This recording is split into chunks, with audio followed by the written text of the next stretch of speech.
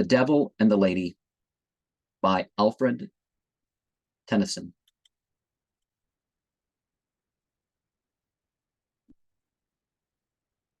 A poetic drama in 3 acts written by Lord Tennyson when he was 14 years old. Act 1. The devil comes, having been summoned by Magus, a necromancer.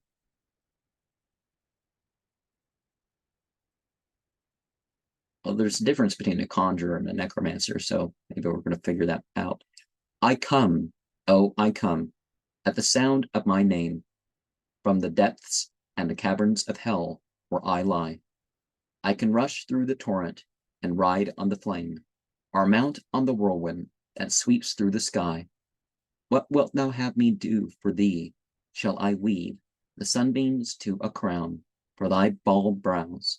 Shall I ungarter the Pleiades for thee, and twist their glittering periskelides to keep the hose up on thy minishing calves? Shall I uncheer Cassiopeia's brightness, and fetch her close stool for thee, or pluck the nanny goat from off the back of that old blade whose haunches quiver beneath the feathered foot of Perseus? Shall I ungird Orion's strength, or bring thee a grinder of that mighty snake, whose folds, far stretching through the unconfined space, involve 7 worlds?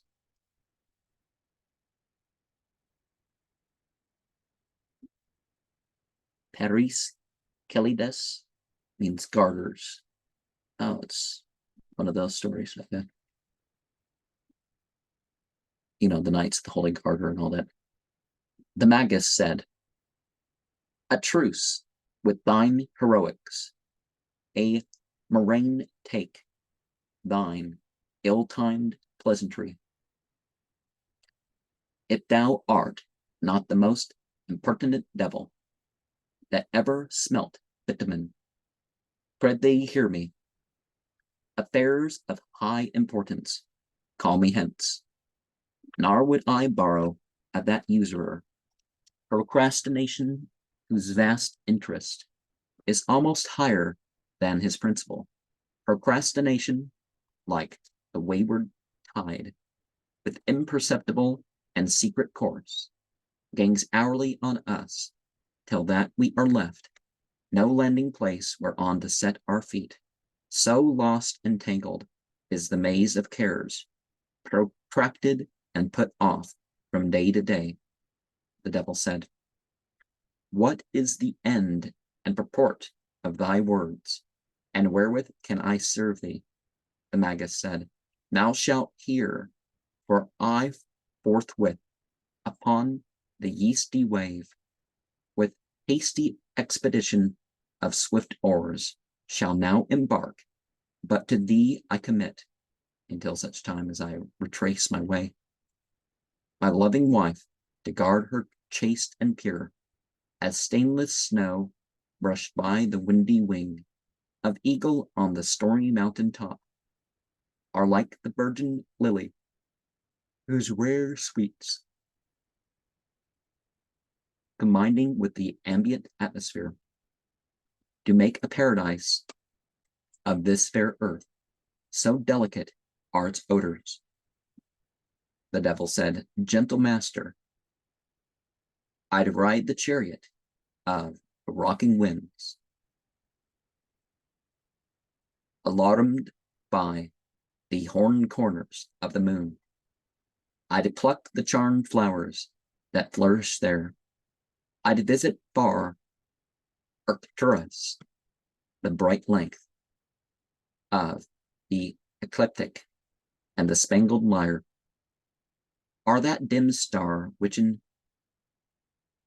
Boutell's wane shines nightly, or I'd bring thee gems from out the stilly chambers of the mighty deep, the boundless halls of porphyry, where sit the ancient fathers of the sea with beards. that sweep the burnished chrysolite beneath them. All this and more I do for thee, for these are trifles to that weighty task to guard a woman against her will. Magus said, this once, good friend, exert thy power. The task is short. Eftsoon I shall be here again. Till then, farewell. And the Magus exits.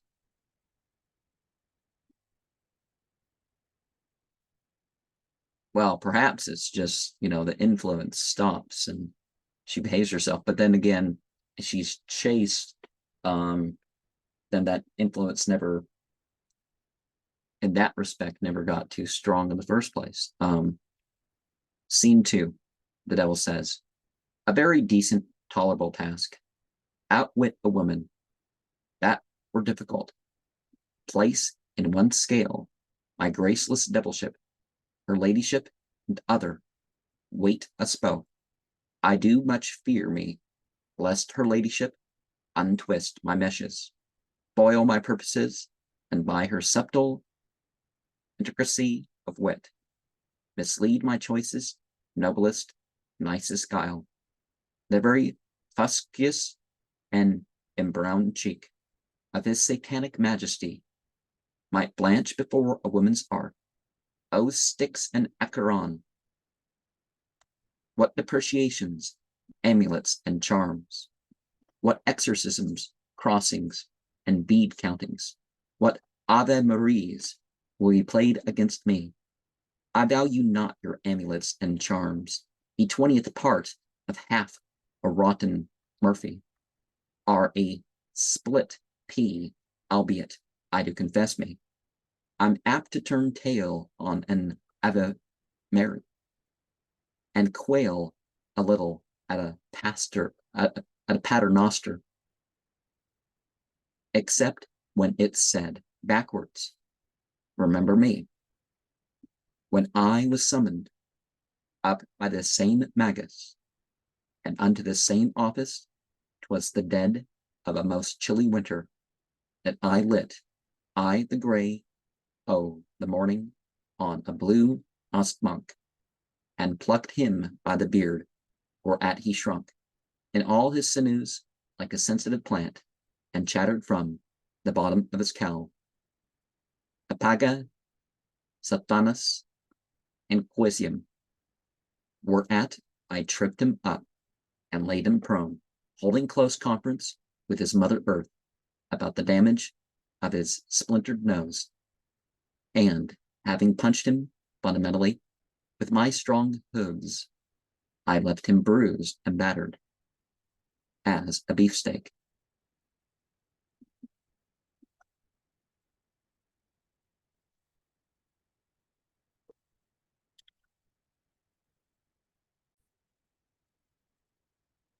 And Ave Maria. Ave Maria, gratia plena. Maria, gratia plena. Maria, gratia plena. Ave, Ave Dominus. Dominus tecum benedicta. Tu in mulieribus et benedictus. Et benedictus fructus ventris. Ventris tua, Jesus. Ave Maria, Ave Maria.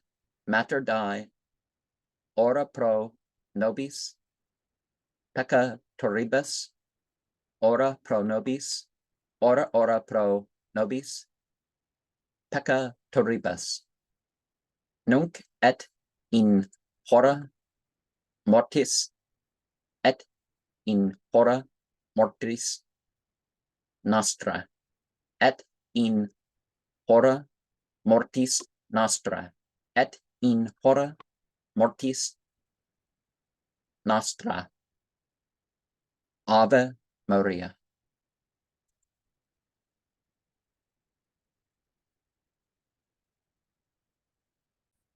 So that's basically Hail Mary, full of grace, the Lord is with thee. Blessed art thou among women, and blessed is the fruit of thy womb, Jesus. Holy Mary, Mother of God, pray for us sinners, now and at the hour of our death.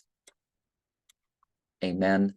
And well, that's extending upon what the Bible actually says.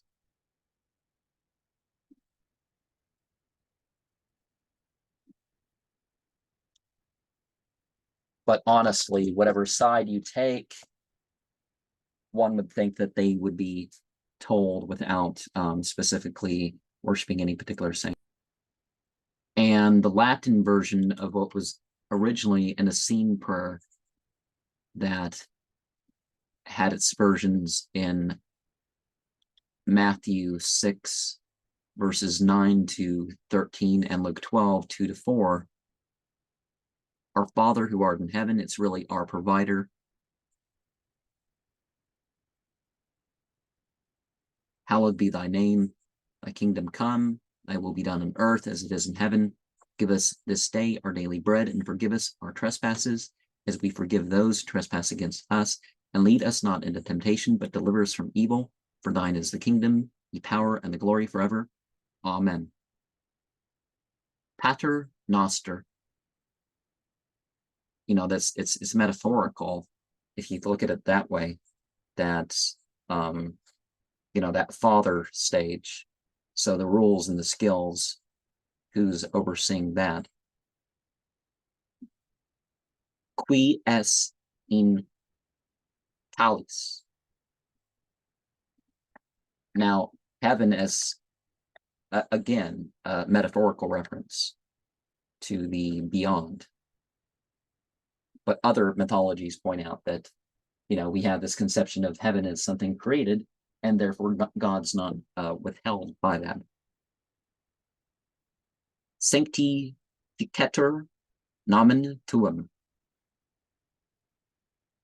Adveniat regnum tuum.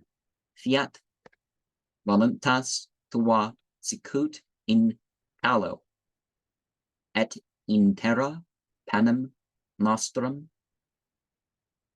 quotidianum da nobis hodie et dimita nobis debita nostra sicut et nos dimitimus debitoribus nostris, et ne nos inducas in tentationem, sed libera nos a malo. Amen. Tentation, because you want to say temptation. That's what you feel like saying when you're speaking English, but that's not what we want here. And as I said, a couple things are missing here in the devil and the lady story. So let me figure out Scene 3.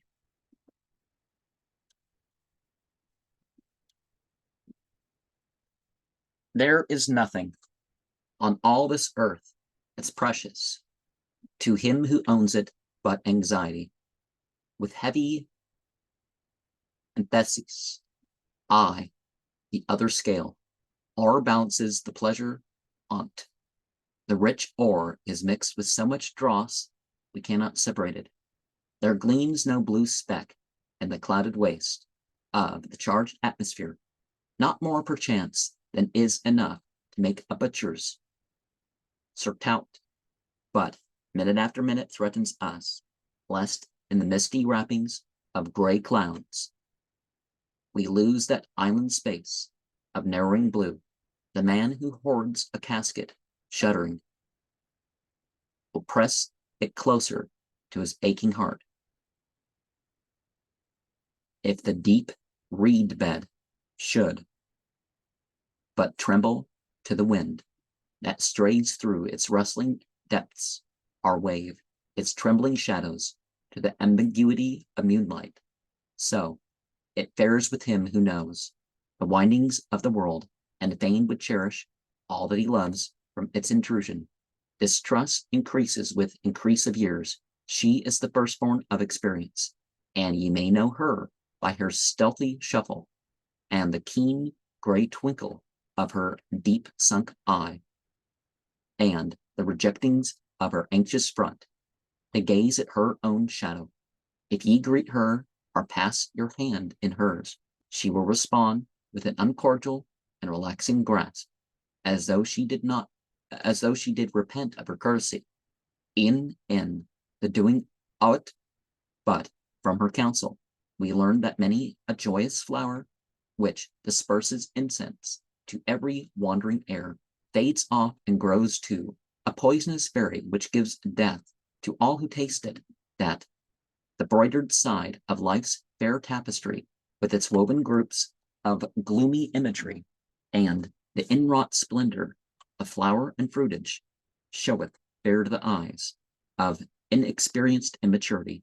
But unto those whose rarity of locks the hand of time hath salted, she exhibits the dark reverse of it, the intertwinings and rough wanderings of random threads and wayward colorings, a melee and confusion of all hues, disorder of a system which seemed order. Yet never in my joyousest hour of being was I so sanguine as to deem my fate would, with each longing of impatient hope, each gasp and indraw of the hasty breath, sparkle like Orunoko in a tube.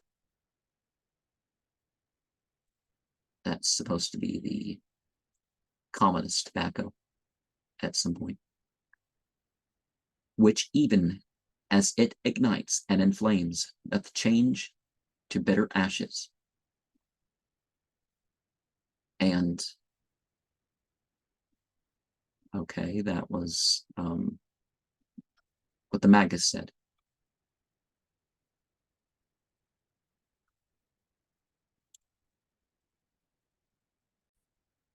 Okay, it is giving us a fourth act here.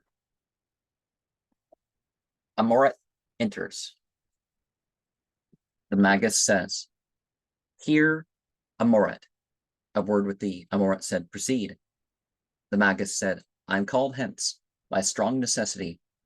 Amoret said, "Alas! And when shall heaven's auspicious breath restore thee to these longing eyes?" The Magus said, "Perhaps, ere yet again the silver moon shall fill the curved radiance of her glowing horns." Amoret said, "How in thy tedious absence shall I chide the lazy motion of the lagging hours? Hours will seem days." The Magus said, "Sweet Amoret, I would thy tongue were not at variance with thy heart." Amoret said, "True as the handle of the horologe, as ever moved by the works within, so move my lips, responsive to my heart. True as the many-chorded harp returns harmonious answers to a master's touch, so speaks this tongue congenial to my soul." The Magus said, "It is not mine to draw aside the veil of dark deception or unmask the thoughts of other minds. My necromantic arts could never teach me this. Sooner might I transmute this bodily form into some shape of winged bird or lazy quadruped, or bloodless habitant of ocean's wave." See, I want to know why it's necromantic arts rather than just to conjure shifting images. Amoret said, "Alas, and why should false suspicion's breath, with such ill-omened and pernicious words, tarnish the luster of my spotless fame?" Magus said, "I cannot trace the windings of a heart, the searchless windings of a woman's mind. For that Egyptian labyrinth, famed of old, with all its maze of avenues and chambers, were nothing to it, like a lightsome feather when put in balance with a ton of lead." Amoret wept. "What weighty cause, what reason have I given that thou shouldest treat me thus unkindly, Magus? Have I not lent to thee my youth, my time, and all that I possess, to thee o'er whom full 80 suns have rolled?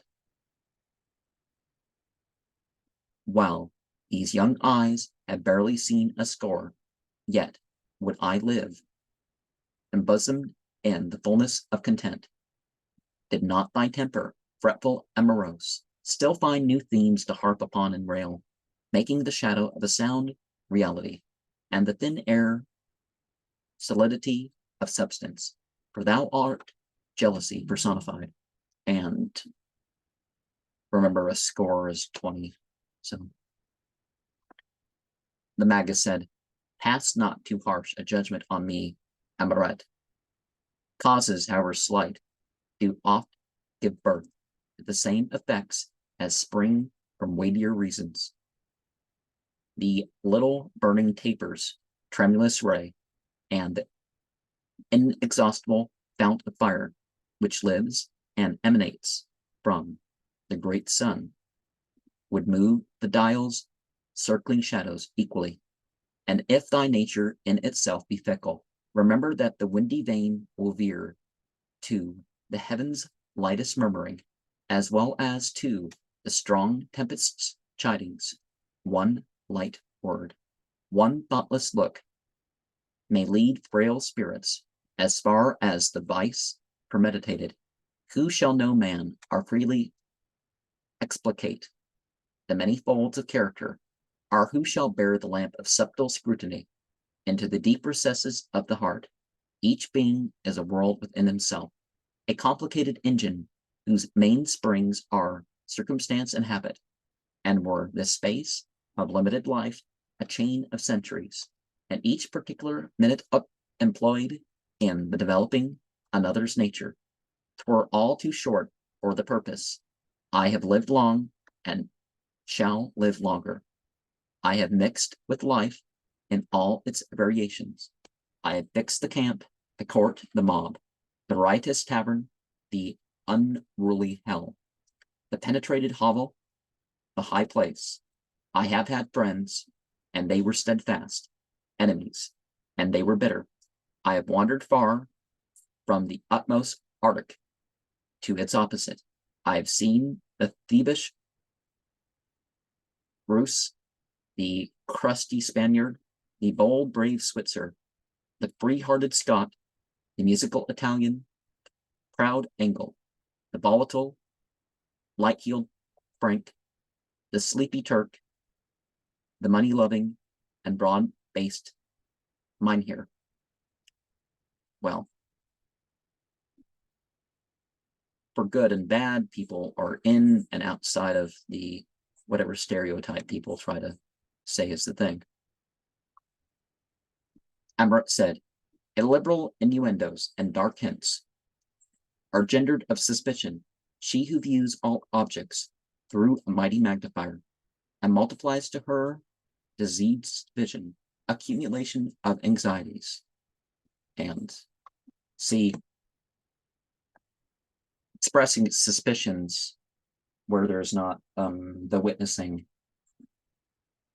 is a way to lead things in a direction like that. The Magus said, well, Amoret, I will believe thee true and faithful as the compass to the pole. Well, that's approximate rather than actual. For in life's passage would I always look upon that side of things which showeth fairest, else were our days but one continued gloom, a weary scene of surmise and mistrust. The breath of life blows chillingly, and now, to nip our sweetest hopes, and heaven forfend that we should waken bootless grievances, when the keen ether is condensed with frost. Who would not cleave to the sunny side of the wall? And hark ye, Amoret, one word of counsel. Close thou thy casement early, nor look down at sound of querulous serenade or flute, wooing the dewy wings on the midnight air, to carry upwards on their whispering down into the gaping portals of thine ears unto its soothing luxury of tender tone. Regard not thou the glancing of the eye, the pressure of the hand, the easy lapse of honeyed words from amatory lips. All this regard not. Now farewell, may heaven and the good saints protect thee. And he's going. Amoret said, the like wish attend thee on thy way. The Magus returns. If I have said aught roughly or in anger, Amoret said, think not of it. Once more, farewell.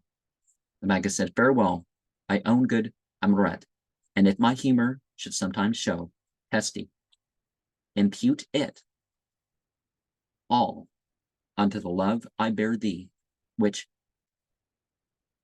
effervesces of its own intensity, and oftentimes mounts upwards and boils over because of its own fervor. Exits. Amoret said, go thy ways, thou yellowest leaf on autumn's withered tree, thou sickliest ear of all the sheaf, thou clod, thou fireless mixture of earth's coldest clay, thou crazy dotard, crusted o'er with age, as thick as ice upon a standing pool, thou shrunken sapless wizened grasshopper, consuming the green promise of my youth. Go, get thee gone, and evil winds attend thee. Thou antidote to love, thou bane of hope, which, like the float or the fisher's rod, buoys up the sinking line, and by its fluctuations shows when the pang of disappointment gnaws beneath it. But to me are both unknown. I never more can hope, and therefore never can suffer disappointment. He bears a charmed life, and will outlast me, and mustiness of dry longevity. Like some tough mummy, withered, not decayed, his years are countless as the dusty race that people an old cheese and flourish only in the unsoundest parts on't. The big waves shatter thy frail skiff, the winds sing anything but lullabies unto thee. The dark-haired midnight grant no ray to thee, but that of lightning, or the dreadful splendor of the conflicting wave. The red bolt scathed thee. Why was I linked with such a frowsy mate, with such a fusty partner of my days? And see, all this is ruining their relationship when there was implied love before. Well, I mean, Amoret, Magus, Devil, it's a play. Anyways, scene 5, the devil enters. Amoret shrieks, covers her face with her hand, and runs to the door. The devil brings her back and forces her into a chair. The devil said, Madame, what's this? What, railing? Fie, for shame. Nay, you sit and hear me. Think you then to play Zantippe with impunity, who gave her philosophical old spouse so choice and delicate a water bath, to whet his appetite on frosty morning, before his breakfast? Do you hearken to me? Amoret said, Ye saints, defend me, I shall die with terror. The devil said, How now, my dainty one, my delicate ward, my pretty piece of frail mortality, where think you is the rendezvous of saints, where their celestial clubroom, that you make a fretful argent of your snowy fingers, and cast your jetty pupils up on high, until the blank, unanimated white usurps the field of vision, a most unphilosophical conclusion. Point thy hands downward, turn thy eyes to the floor. There is a heaven beneath this earth as fair as that which roofs it here. Thus think that heaven is local, and not rather the omnipresence of the glorified and liberated spirit, the expansion of man's depressed and fettered faculties into omniscience. Amoret said, O ye powers, have mercy. The devil said, Have mercy, quotha, when had thy tongue mercy? upon thy betters, mistress, curb it straitly, 'tis the most dangerous member of the body. Unto the wise, a blessing and a benefit, a healing balm of mild persuasion, a sewer up of rents, sweet pity's oracle, a curber of dissensions contumely. But in the mouth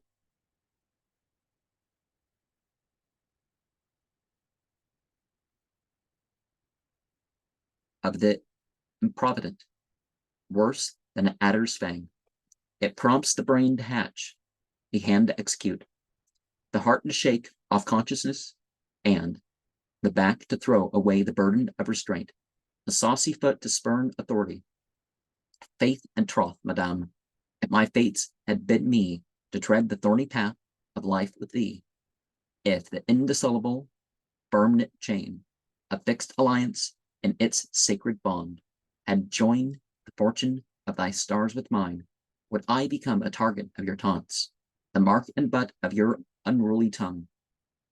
Would I be baffled, like the idle wave, fuming and fretting on a changeless rock, without the power to make impression on the obdurate nature of the stone?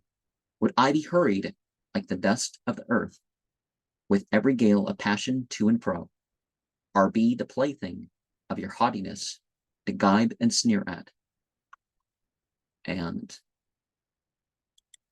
one of those very common things that a person comes across in such mythology is the godlike powers. Amoret, hence, avant, foul fiend, bear hence the terrors of thy crooked horns, and the long windings of thy sinuous tail. Oh, that I could speak Latin, whose magic sounds and elfin syllables might drive thee far to thy remotest hell. So it's not any of the languages of the scriptures in their older forms, the Aramea, the Greek or Arabic or Sanskrit or Avestan or whatever. It's the language of the church that, people rely on. And the devil said, ha, ha, ha, ha. Now, by my devilship, is wondrous plain as the polish of a marble floor, plain as the surface of a bowling green, plain as the nose upon a Negro's face. Okay, I don't know what difference it makes what subspecies face or what race's face of human that we're talking about. There's 3 subspecies of human. The Caucasoid is another one. That husbands are the various dolts in nature, ye henpecked mates, who, like insensate drones, doze out your sleepy, melancholy days, who twist and twine beneath the oppression of woman's will, did ever nature leave to man on earth a want unsatisfied? Has she not planted in each towering hedge that fronts the king's highway, in each green wood that crowns the balmy summit of the hill, a sovereign remedy to curb the power of overbearing insolence and pride? Ye are all wrapped in apathy, else where be would argumentum peculinum be. 'Tis a most delicate physic, suited to all ages, from the schoolboy to the wife. It quickens business, makes the lazy blood, which heretofore was stagnant, circulate. 'Tis the primeval origin of virtue, molding the mind to good. It checks the freaks of growing vice. At the heart corrects the hardness of our ferocious natures, like the iron, which, when most beaten, is most ductile. Thus, men's natures are all malleable. Shouldst thou use them mildly, they turn again and trample thee. But shouldst thou hold and rein them straitly in, and curb the mettled nature of their spirits, when first they leave life's starting post, they fear thee, and fearing honoring obey thee, obeying love thee, honor, love, and fear, all meet in a bamboo. O heaven and earth, why wilt thou crouch and bow and lick the dust, whereon thy consort treads? Beat back the stream, and to the violence of the rigid waves oppose the massy stonework of thy power, though for a while it roar and bound above the opposition of thy barrier, yet raise thy dam up higher, higher still, till the submissive stream with silent course seek its far fount, shall never rave again, unless in negligence or flexibility of yielding nature thou shouldest lead some avenue to her insinuating and sapping force, which will not leave one stone unturned until she doth recover her dominion. Some faithless fissure or uncemented hole, whence her ebullient spirit may leap forth, at first an attenuated stream, unto new contest, and enlarging straightly, may hurry thy frail mound down its rough bed, and leave thee with one finger in thy eye, to wail the pliability which led thee to trust thus far. Amurath said, I know not whence thou comest, nor who thou art, nor what thy message here, nor how I may exercise thee or drive thy troubled spirit to its bidding place. If there be aught of pity in thy soul, I do beseech thee leave me to my thoughts in solitude. The devil said, Thoughts, thoughts, what thoughts are thine, but evil and dishonor? Amurath said, Nay, I'll kneel, and pray thee to depart. The devil said, Out on thee, woman. Devils are faithful to their trust. Amurath said, Alas, am I entrusted then to thee? The devil said, Dost weep? Is that a tear which stains thy cheek? Nay, now it quivers at the tip end of thy nose, which makes it somewhat dubious from which feature it burst at issue. Amurath said, I conjure thee. The devil said, Tears, the rain of sentiment, the dews of feeling, the beads of sensibility, they are the coinage of a single wish. I know that ye can summon them at will. They are a woman's weapons, sword and shield, wherewith she braves remonstrance and breaks hearts. Those faithful sluices never are drawn dry, even the withering heat of passion, but leads them forth in greater plenitude. What more? I know ye can command them, woman, even to the precise number 10 or 20, as suits occasion. More yet, methinks, the cavity of thy skull is brine the broom o' brains. More yet, at this rate, you'd float the ship o' the line. This is the cogent stream wherewith ye turn, the mill-wheel of men's love, whose motion guides all the inner workings of the heart, and grind what grist ye please. Now, people don't do things just because they're a man or a woman or of a particular race or whatever. And sometimes putting these stereotypes out that, that hey, you're going to break hearts and all this other stuff. It leads to people doing stuff that they otherwise would not have done. People are teased and called something and they become something. Well, not always, but you know what I mean. That factors in. Amurath said, I pray thee, the devil said, get thee to bed, yet stay, but one word more. Let there be no somnambulations, no colloquy of soft-tongued whispering, like the low hum of the delighted bee, at the calyx of a lily, no kerchief waving, no footfalls, the still night, lie quietly, without the movement of one knotty muscle, still as a kernel in its stone, and lifeless as the dull yolk within its parent shell. Ere yet the punctum saliens vivify it. I know ye are perverse, and ever wish.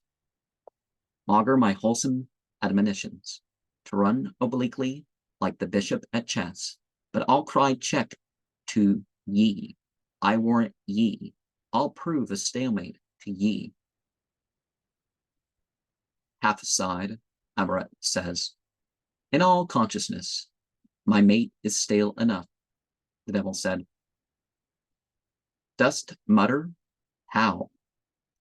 Would you outface the devil, insolence, or tweak me like St. Dunstan by the nose? Who scarified my smeller for a 12-month? Who would cast seeds at the ocean? Who would graft good counsel's fruits upon a stalk so sterile? O Amaret, there is no honor in thee. Thou art the painted vision of a dream, whose colors fading to nothing, a fair rainbow, mocking the tantalized sight, an airy bubble, o'er whose bright surface fly the hues of light, as if to hide the nothingness within. Few will bear sounding. Cast the plummet in, and it will draw up mud, vile, worthless mud. Gaze on the mirror of the silver lake, in its clear picture, deftly penciling the soft inversion of the tremulous woods, but probe it not to the bottom. Weeds, rank weeds, darkness, and swarming reptiles harbor there. Now go and ponder on my words begone.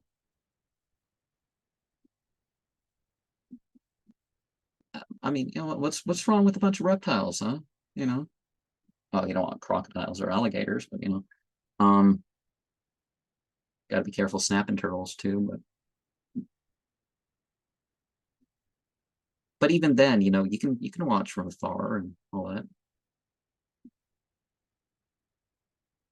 Amra exit. I am in troth a moralizing devil, quite out of my element, fire. Well, the jinn are fire beings, right? But the jinn, no, they're all the planetary, all the elemental gendered spirits, Then come, my spirit, with thy torch light up, the strongest flame of thine ability. I mean, the spirits that are never to be incarnated, per se. Longest flame of thine ability.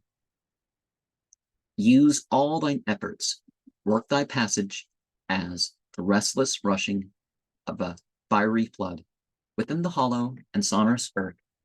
Now to my charge, I must be violent, fierce, and put that ugly disposition on, which is my portion by inheritance. From my great grandsire Lucifer, good lack, I'll make this scurvy pated villains skip. As they were mad, e'en though they thronged about me, as thick as Beelzebub on Beelzebub, Elias as thick as horseflies on horse dung.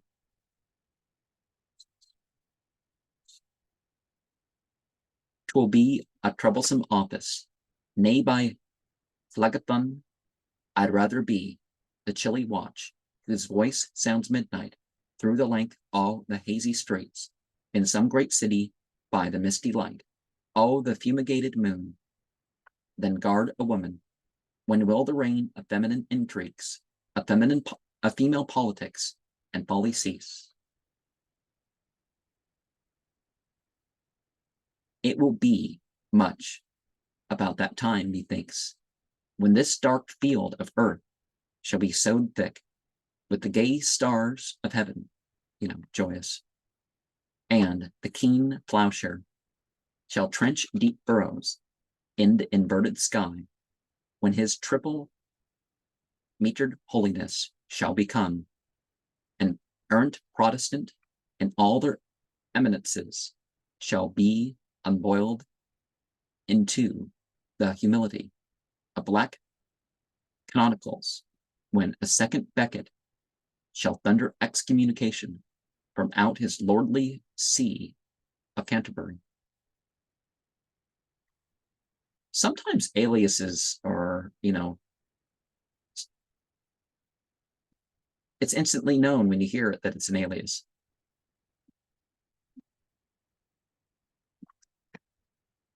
When summer shall be winter, and spring autumn, when cold shall rarefy and heat condense, when Almac shall become a rendezvous of burly citizens and citizens' wives, and Lady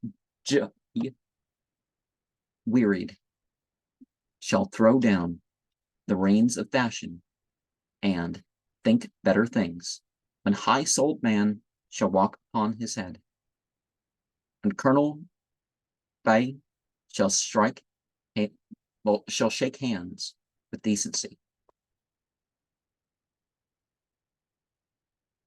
and read or write a sermon. So, methinks in good truth, I have hemmed in my proposition with a sweeping circle of insurmountable improbabilities.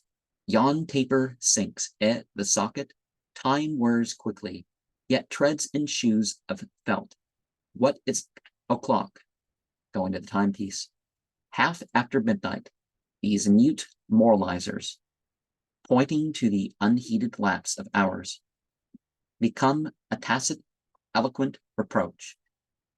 Unto the dissipation of this earth, there is a clock in pandemonium, hard by the burning throne of my great grandsire, the slow vibrations of whose pendulum, with click-clack alternation to and fro, sound ever never through the courts of hell, piercing the wrung ears of the damned that ride upon their beds of flame, and whensoever there may be short cessation of their wailings, through all the boundless depth of fires is heard the shrill and solemn warning, ever never.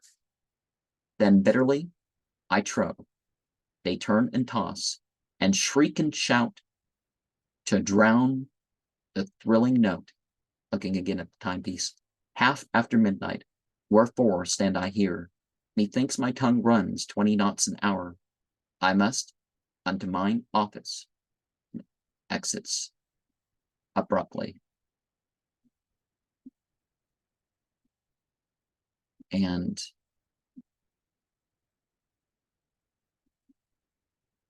oh, that's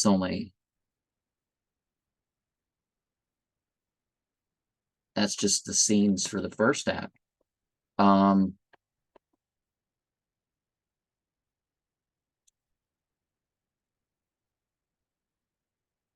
But let us remember the whole Protestant Catholic thing, right?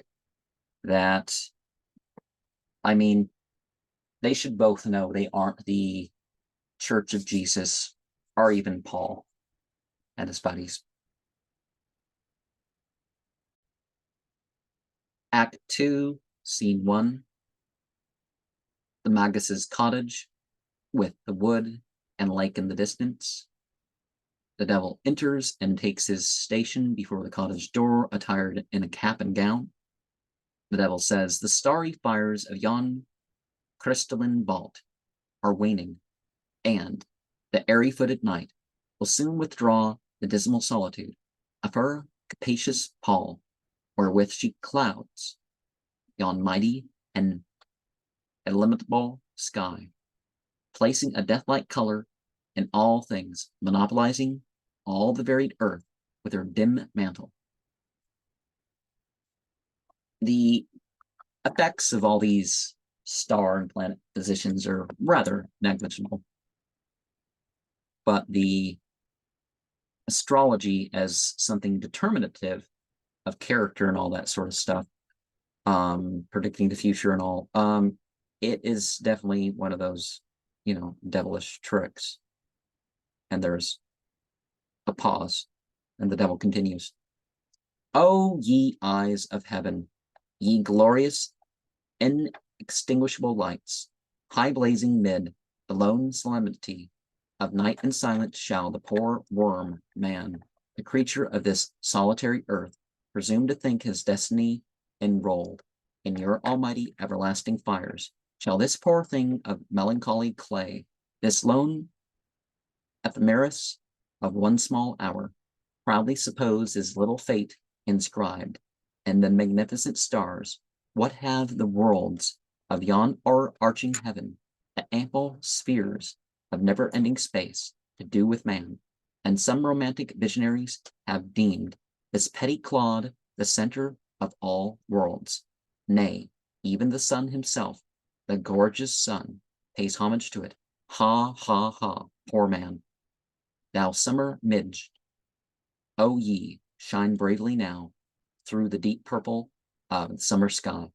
I know that ye are earth's as fair and fairer and mightier than this I tread upon, for I have scaled your mountains, to whose cones of most insuperable altitude, this earth's most glorious eminences and heights, all piled and heaped upon each other's brows, and massed and kneaded to one common substance, were but a molehill, and I have swum your boundless seas, whose waves were each an ocean of this little orb. Yet I know I not your natures, are if that which we call palpable and visible is condensation of firm particles.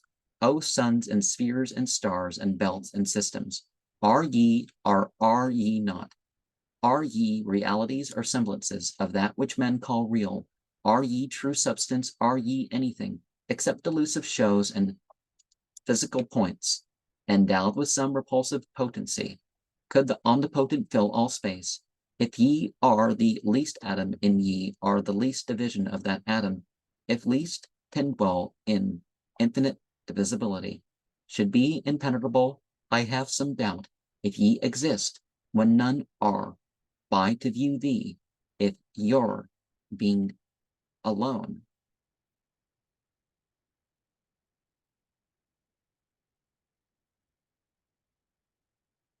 be in the mind and the intelligence of the created.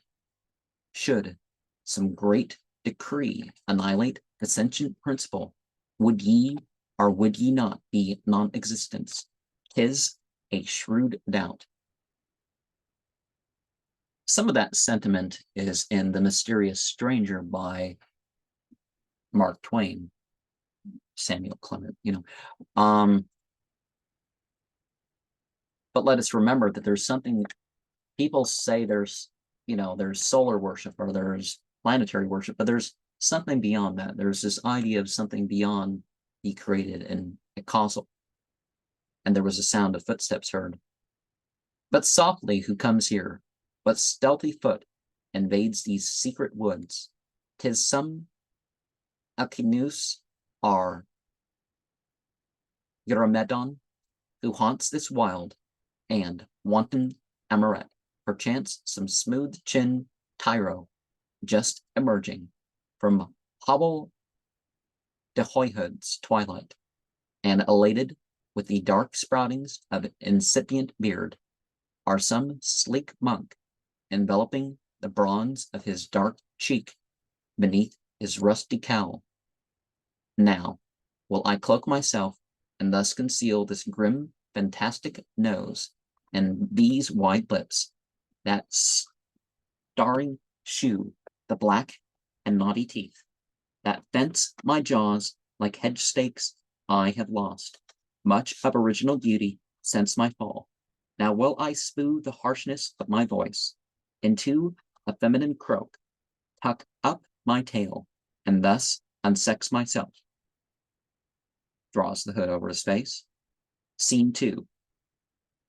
Antonio enters and says, "Ye gracious heavens, it's Amoret, the rosebud of whose cheeks is preferable to a suit at law, successfully unraveled, the rich sound of whose harmonious and most silver voice steals sweeter on mine ear than does the chink of golden R of silver boys rung out." Yellow boys were guineas, okay. Guinea is alcohol? Or what's that? From the hard client's gripe, whose delicate smile is worth a 10 days' fee. So here I come to pay my devoirs at the shrine of beauty. For this, as soon as e'er the deep-mouthed voice of the most lonely tempest ceased to shake heaven's pillars of the solid earth, I paced this wild and marshy wood. For this have burrs clung to me, as thou seest, more in number than cases in the court of common pleas. For this the drizzly trees and dripping shrubs showered on me as I hurried past, more thickly than diamonds on a birthnight. The devil said in an undertone, "Gentle sir, you overrate yourself. True love had scorned the petty hindrances of wind and weather. God's why a lover is all heat and fire. A mustard pot, a very pepper box, and his internal warmth of temperament might guard him from external cold, though thou hadst bolted through the very teeth of the storm, bareheaded, every gusty drop of heaven had run off hissing from thy glowing surface, as far from a bar of red-hot iron. Believe me, if thou wert a true lover, wind and rain would have no power on thee. 'Twas never known that one who loved most ardently and truly was ever laid up for a single night with a red nose. Well, no, you might care what the other might get, so if you're contagious, you don't want to." Antonio said, "Now on mine honor," the devil said, "prithee, if thou desirest aught of credit with me, most commendable and good Antonio, swear not upon thine honor. It is rare with those of thy most honorable cut, as is the desert fire-born biped sprung from its own ashes. If thou swearest, swear by that thou lovest best." And what honor? He's trying to seduce a married woman. I mean, come on. Antonio said, "Then by my fees." The devil said, there, the right nails struck upon the head. Antonio said, "Or by thy dearer self." The devil said, "Now, prithee, lie not. Keep thy first oath, thy fees are dearer to thee." Antonio said, "Well, by my fees, that I may honor thee and put an end to dissertation. I know a most true lover, Leontio, that hath a nose as red as a skinned eel." Well, didn't get the metaphor of sickness right. "Our pickled cabbage, steeped in vinegar, and flaming as a scarlet mailed lobster, although he hath a lady in his head." The devil said, "Then it proceedeth from the warmth within, not from the cold without." Antonio said, "How prove you that, fair Amoret? The case is clearly mine." "Let A be then the heart and B the nose. True love is centered in the heart. What then it follows that the heat's in A the heart, and not in B the nose. Verbatim est." The devil said, "Good sir, the case is this. The lover's heart is so o'ercharged with the secret flames that do consume its melancholy core, that all the superfluity of love and the redundant heat escaping thence take up their station in the lover's nose, which thence doth show like beetroot." Antonio said, "Satis est." A truce to dissertation let us use, or soft discussion, gentle paramour. Gaze all around thee, see yon canopy of the eternal boundless heavens, yon host of all the congregated stars. This earth this fair green plain of the luxuriant earth. Breathe, fair one, breathe the soul-inspiring air, full of all the heavenly incense, wafted from the groves, the fruits, the gaily blooming flowers, which the rough tempest hath but wake to beauty. More fresh than heretofore is this a time for disputation, starlight, incense, flowers, and two young loving hearts. The devil said, talk not of love, thou must wait cessation of the storm. Antonia said, what harping on the old string again? The devil said, sirrah. Did not Leander swim the roaming main, the boundless Hellespont, as Homer calls it, on such a dark and dismal night as this was? Half one good hour ago. Antonio said, and perished too. The devil said, go to, thou art no lover. Antonio said, thou beliest me. I am an honest, true, and proper lover, a gentle, comely, comfortable lover. Well, there's more to it than the physical thing. A well-proportioned and most gracious lover, as ever woman set her eyes upon. The devil said, thou knowest that my spouse did journey hence at midnight, yet didst thou delay thy coming until the storm had swept above thine head. Antonio said, inimitable mistress of my heart, I set in judgment on my love, and judged it. I issued out a writ against my conscience, and sent a mitimus unto my soul. I tried and proved it thoroughly, and found that it was free from blame. Probatum est, but come unveil those eyes whose dazzlingness shoots forth more deadly and more certain shafts than those the curly-headed Indian sends, by force of breath, from out the echoing tube. The devil said, 'tis a chill night, I fear the damp, I cannot uncloak myself in such wise. Antonio said, will it please you to enter in? The devil said, proceed. I follow thee.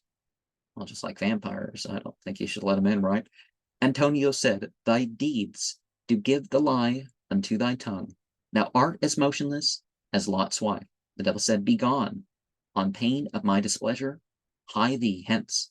I will attend thee in as many moments as there are peas in a pod, are teats upon the gentle cow's most elegant dugs are on old alma mater, which are 2 or 3, albeit she hath the credit for some dozens.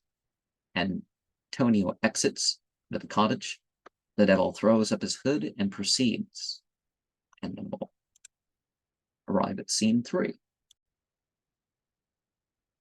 The devil said, now, most sweet sir, I have thee. Thou shalt repent of thine audacity, wherewith upheld thus buoyantly and highly, thou spurst thy desire to lawless deeds of bronze-browed arrogance, and darest thus to climb into the solitary fold of thy good neighbor, and to cull the fleece which he esteemeth best. But I will prove no tame, submissive, crouching sentinel, but I will take such fearful hold on thee as doth the wayward, irritable crab. On the poor traveler, thou art thoughtless, young, full of high mettled hopes, hot-blooded, sanguine, with haughty self-sufficiency of nature, which is the attribute of thy green years, that brook not sober meditation. Visions of happiness do float before thee, gay gilded figures, and most eloquent shapes, molded by fancy's gentle fingering, to the appearance of reality, with youthful expectations and fond dreams. And old alma mater refers to Rhea, our Cabela, the wife of Saturn, a mother of deities in the Greek system, Rhea and Cybele, and is often represented with a number of breasts and an emblem of fertility.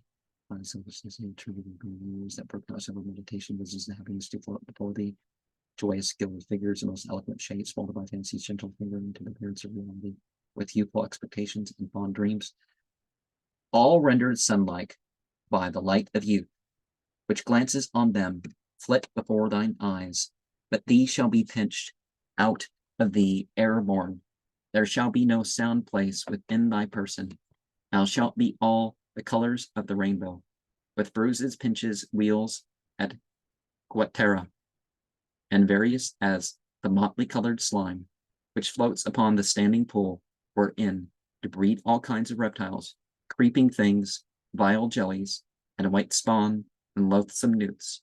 But come, descend, thou penthouse, drawing his hood. Hither comes one from Acutus, an apothecary, a mad drug-dealing, vile apothecary, a thing of gallipots and baluses, lean, lanthorn-jawed, and loose-jointed, ill-proportioned, whose hips do roll on castors, and whose love is nauseous as his physic. Faugh, I know not how I can keep my character, but here he comes and brings his fetid atmosphere about his person.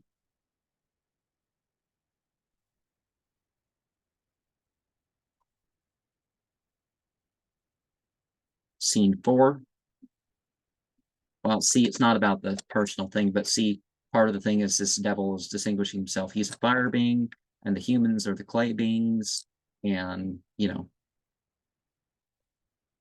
Scene 4, Pharmacutus enters. Welcome, gentle sir. And then Pharmacutus says, welcome, fair lady. May the bloom of joy and the medicinal virtue of all health spread the fair carpet of thy roseate face with its joyous coloring. The devil, aside, says, how cursedly he stinks of essa foetida, art cold, dost shake and shiver.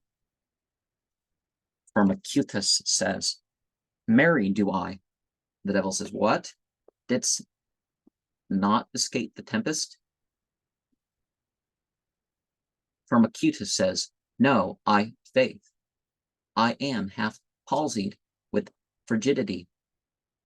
I'm below zero.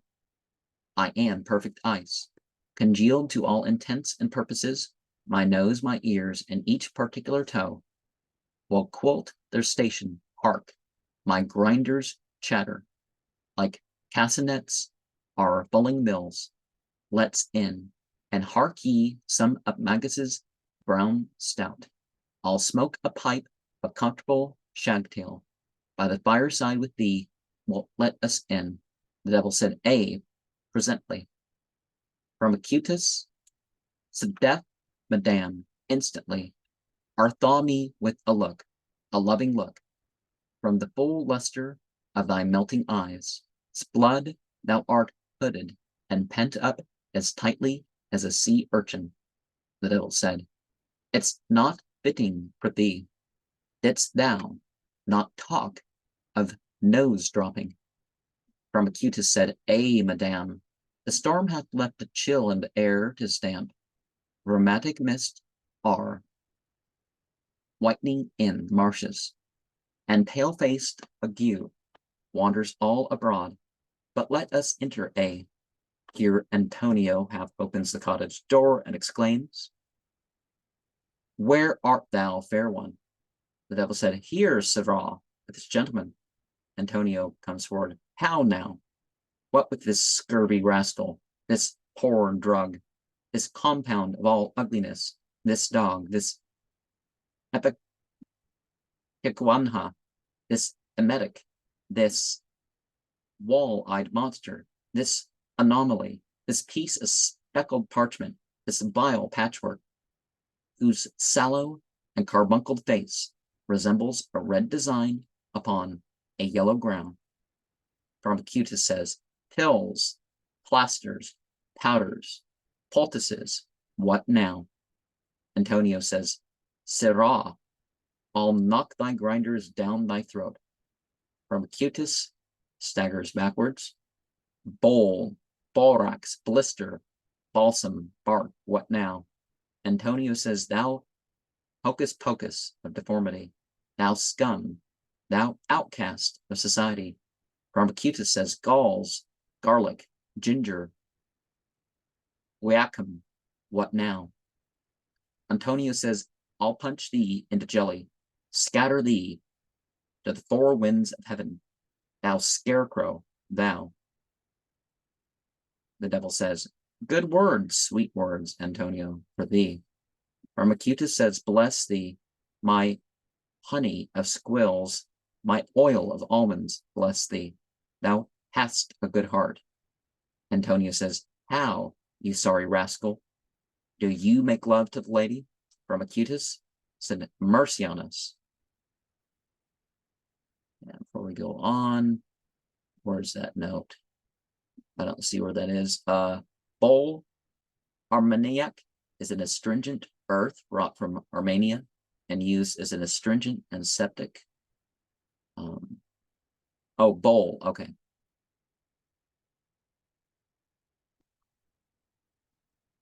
The man is mad. He must be blooded. Antonia says, how? Just prate, thou vile anatomy. Bind up thy jaws, or by the devil and his dam, I'll make a gap within thy villainous throat, and pour libations of thy wretched blood into this goddess. What, thou fulsome scrag, wouldst thou make love with that untoward chin, tucked and turned upwards like a Chinese shoe? We get a lot more Chinese shoes nowadays, right? Pharmacutus said, beshrew my heart, but thou art wondrous mad, mad as a March hare, and as hot as cowhag without molasses. Cowhag's tropical plant, Mucuna furians, with stinging hairs on its pods and is used medicinally. Antonio says, hang dog. The devil says, peace, Antonio. Why thou art 80, man, by rumor's scale, and more than twice as much by Fahrenheit, and the unconquerable turbulence and violent usage of your fiery temper, expanded by the heat of passion, will burst the tube of temperance. Methinks I am afraid to look upon you, lest your head should part in twain, and thence should issue the subtle fluid which distends you so. Antonio said, thou fairest excellence of what is most, excelling in all nature, loveliest mixture of all that is most lovely, it is tolerable with this sad miscreant, this uncouth behemoth. Thus, monstrous in his vanity of mind and loathsome in deformity of person, each rendered still more horrible by each. When thus contrasted, is it tolerable that he should raise the base and abject scum of his vile thoughts so high, and thus presume to come within the rich and glorious sphere of thine attractions? Fie, it must not be. The devil said, did I not say that thou wert hotly raised by thine inexorable fire of anger, as high as water boil? Antonia said, no, by the law. It is but summer heat. The devil said,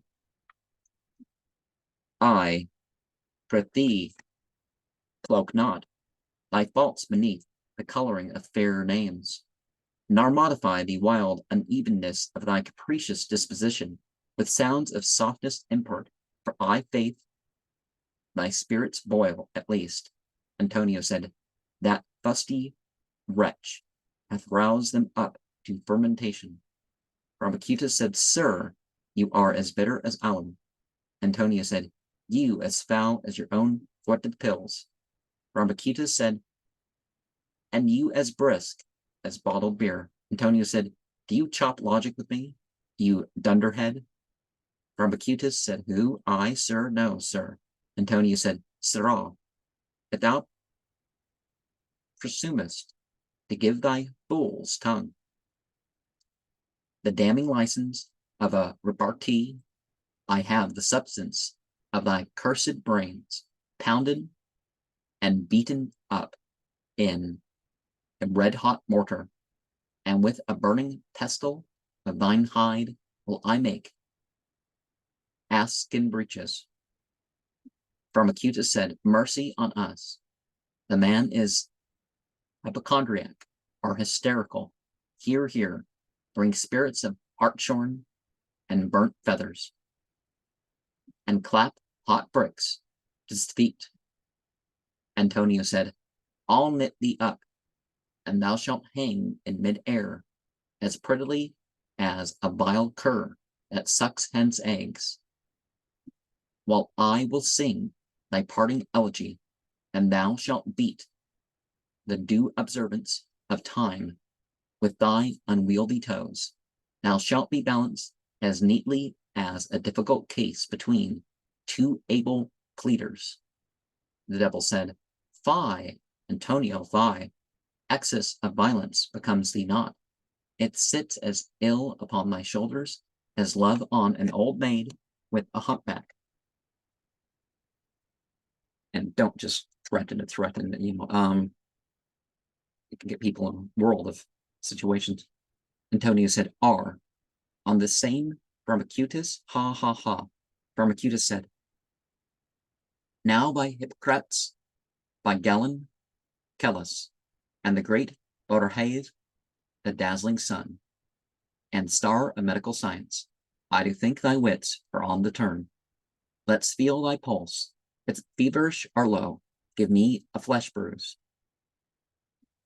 that I may rub thee into sense. Antonio said, How now? Thou most illiterate whelp, thou breastly cub, whom thy great mother bare, hath never licked, to aught that may be called proportion. Why, thou dead idiot, wouldst thou thus behave? As I were mad in troth and faith, I were so. If I should bear with thee, I should deserve commission of lunacy preferred against me by the Lord Mayor. Pharmacutus said, Fair sir, do I presume that you have heard the useful apothegm that anger is short madness. Antonio said, Villainous wretch. Pharmacutus said, Here, pills of aloes, rhubarb, Spanish soap. Antonio said, Wouldst thou not madden aught beneath the sun with thine accursed clucking? Pharmacutus said, Gentle sir, be not enraged. The stormy voice of wrath, the lifting of the hand, the clenched fist, and the wild glare of the tumultuous eye, the broken, interrupted words which sound hollowly like a bruised tin kettle. Antonio said, Oath. Pharmacutus said, The inflation of the fiery cheeks blown up with wind of idle passion, whence proceeds the flushing of the face like the red clouds upon a blowy morning. Antonio said, Loon. The devil said, Be still. Antonio said, Let us hear him out. It's almost like we're getting an instruction on how to stir up things between people and look like the good guy, right? Move the keyboard here. Pharmacutus said, All these betoken anger, which is madness. These disorder all the animal functions. These puzzle the progress of the child, intestinal fluid, and hurt the process of digestion. Antonio said, Curses on thee. When the next sessions sit, I faith I'll have thee indicted for a public nuisance to his majesty's loving subjects. I mean, he's messing with the marriage, so what's his issue? Pharmacutus said, Now, by Galen, thou art as fine a subject for phlebotomy as ever came to my inspection. I prithee, let me breathe a vein. 'Twill do thee an ample service. Here Antonio raises his fist to strike him. No, no, not the hand. I never bleed there. Look ye. Here's my instrument. The neck, the nape. Oh, the neck, sir. Antonio said, the grim imps of hell arrest thee at the devil's suit.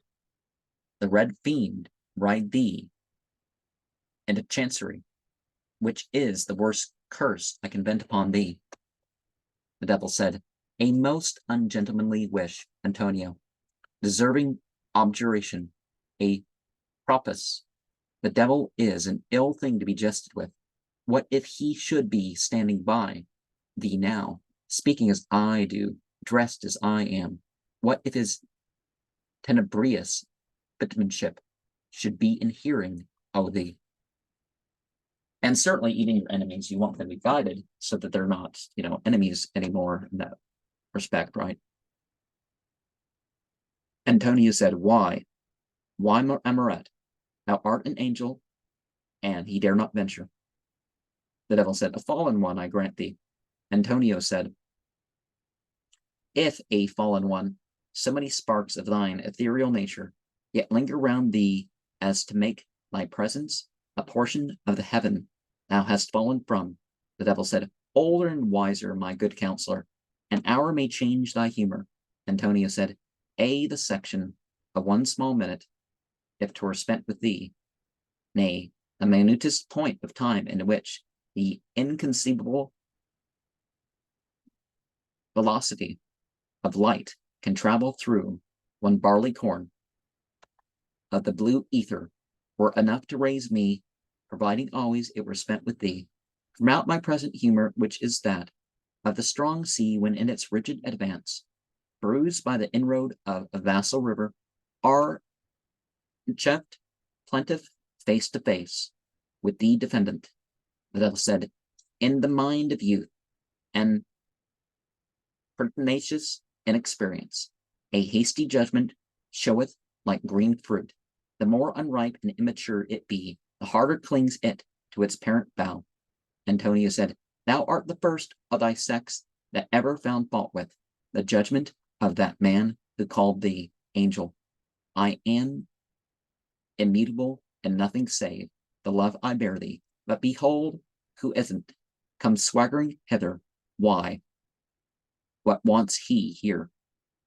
Methinks he seems a sailor by his swing. His hat is cocked obliquely on his brow. One eye is null and void, are shut in waggery. The never-failing tokens of a rascal. His arms are fixed akimbo, his left cheek protruded by a quid. What varlet this? Why wends he hither? This is all like, one of those rat battles, right? Scene 6. Stefanio enters and says, blood and thunder, messmates. It seems I've run aground here. Antonio says, true. Hermacutus says, true. Antonio says, how dost thou stand in bodily fear of us? Stefanio says, no, by the devil, and is damned. The devil sighed. That's I, and Mother Hecate. Antonio says, how is then thy case, so ruinous and unwholesome? Stefanio says, split my timbers. Thou art a lawyer, and thus ruinous, and thou a nauseous apothecary, and thus unwholesome. Why we sailors call our sharks sea lawyers, and our lumpfish doctors. Have I run foul of ye? How got ye first? Ahead o' me, why I came cutting hither, with a fresh breeze at my stern. Antonio said, with what intent? Stefanio says, bound from the Cape of Hope to the Port of Love, to win the prize in yon rich galleon there. Antonio said, what can the heavenly essence of high love and all the little tendernesses which Make up the catalogue of love, and habit such tenement as that thy breast affords. Why art thou bona fide then in love? Stephanio, I'll tell thee, fellow, he said, I'm half drowned in love. Antonio says, at faith, I see thou art half seas over. Stephanio said, how, you landlubber, do you banter me? My senses are all foundered in deep love, my cables rotted and my timbers beaten in by the force of love. Antonio said, and wilt thou place thy claim in opposition to mine? Art and terminer, what misdemeanor wilt thou be guilty of? Stephanio said, and who art thou? Thou cockboat, thou poor cockboat, thou mere shallop, varnished and painted, whose weak, delicate planks would shrink beneath a cap full of wind. Rambacuta said, but I. Stephanio said, and thou sadly leaky crack and bulging hole, wilt thou, too, tow thy sluggish within reach of thy bomb shot? Antonio said, marry, here come more, to stretch the thread of my poor patience into so thin and spidery a fiber that it will crack unless the vexing grasp of these uncomely interruptions relax the hold they've taken on't. What man appoints is this who cometh first, in whose whole stature is no wavy line, no flexure, but what is abrupt and sudden. His eyebrows have no art, his hair is gathered cone-wise upon his squared and narrow brow. His thin dry lips seem parallel straight lines. His red and angular and shapeless nose shows like a gyron, gules and heraldry, and his sharp chin so narrowed to a point that if 'twere possible his neck could bend, 'twould perforate and pierce his collarbone. Gyron, an ordinary or triangular shape used in heraldry.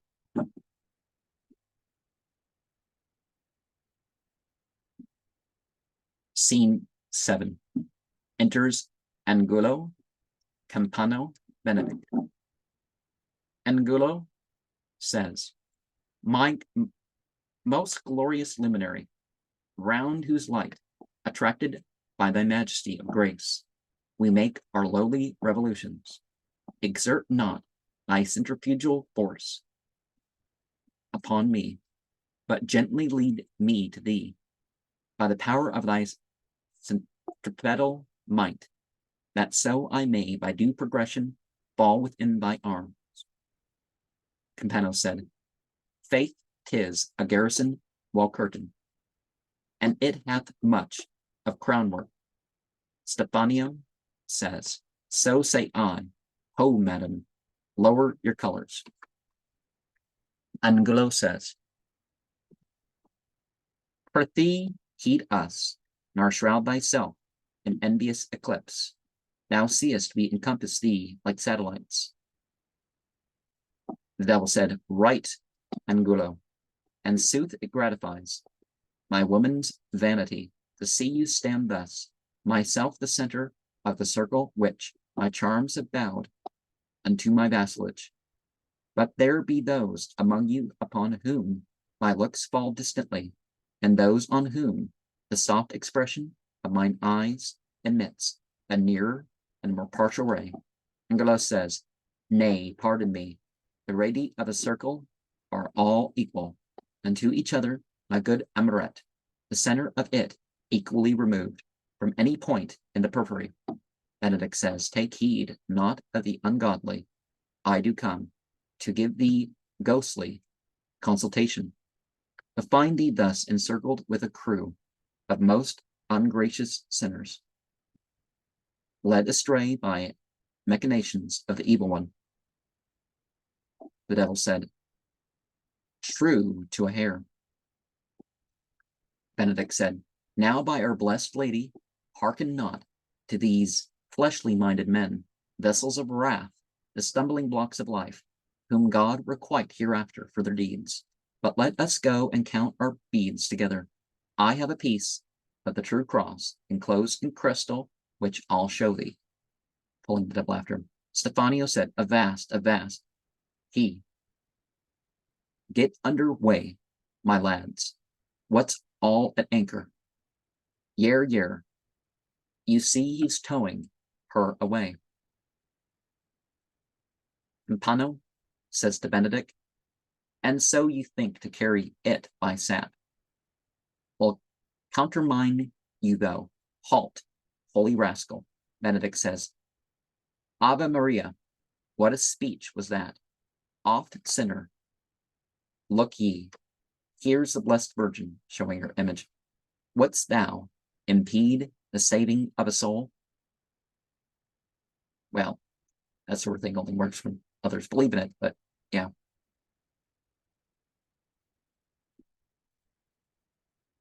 Antonio said, why, who art thou?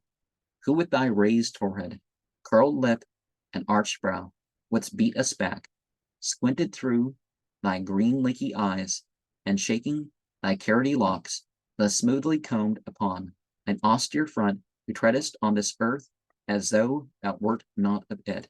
Who art thou? Benedict said. One that would hold no converse with thee off.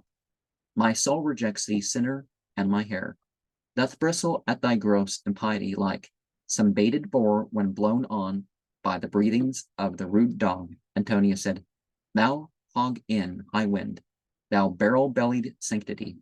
Benedict said, avaunt, you excommunicated heretic. That's another thing to be careful of. You don't, casting people out of the spiritual community or talking as if that's what they are. Antonio, oh, you tithe pig, and you would worm your way with that demurity countenance, that frozen stimulation of innocence, into your neighbor's strongholds. Campano, not fast, sir. Not so fast, sir. We'll stick a shovel, the frieze within the breach, and beat him backwards. And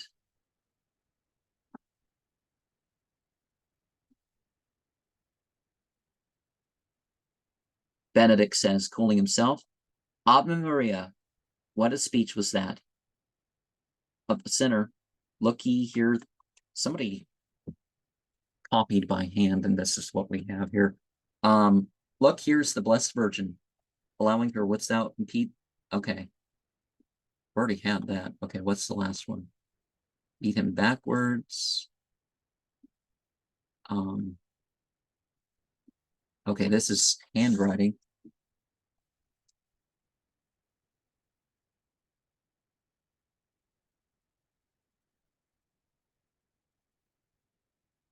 Okay, Angula's speaking to Stefo and oh, okay. We're back to regular speech. Angulo says, warring planets. Here's bullying Mars with front as red as fire. Here's Mercury, and he's the hottest, oh ye.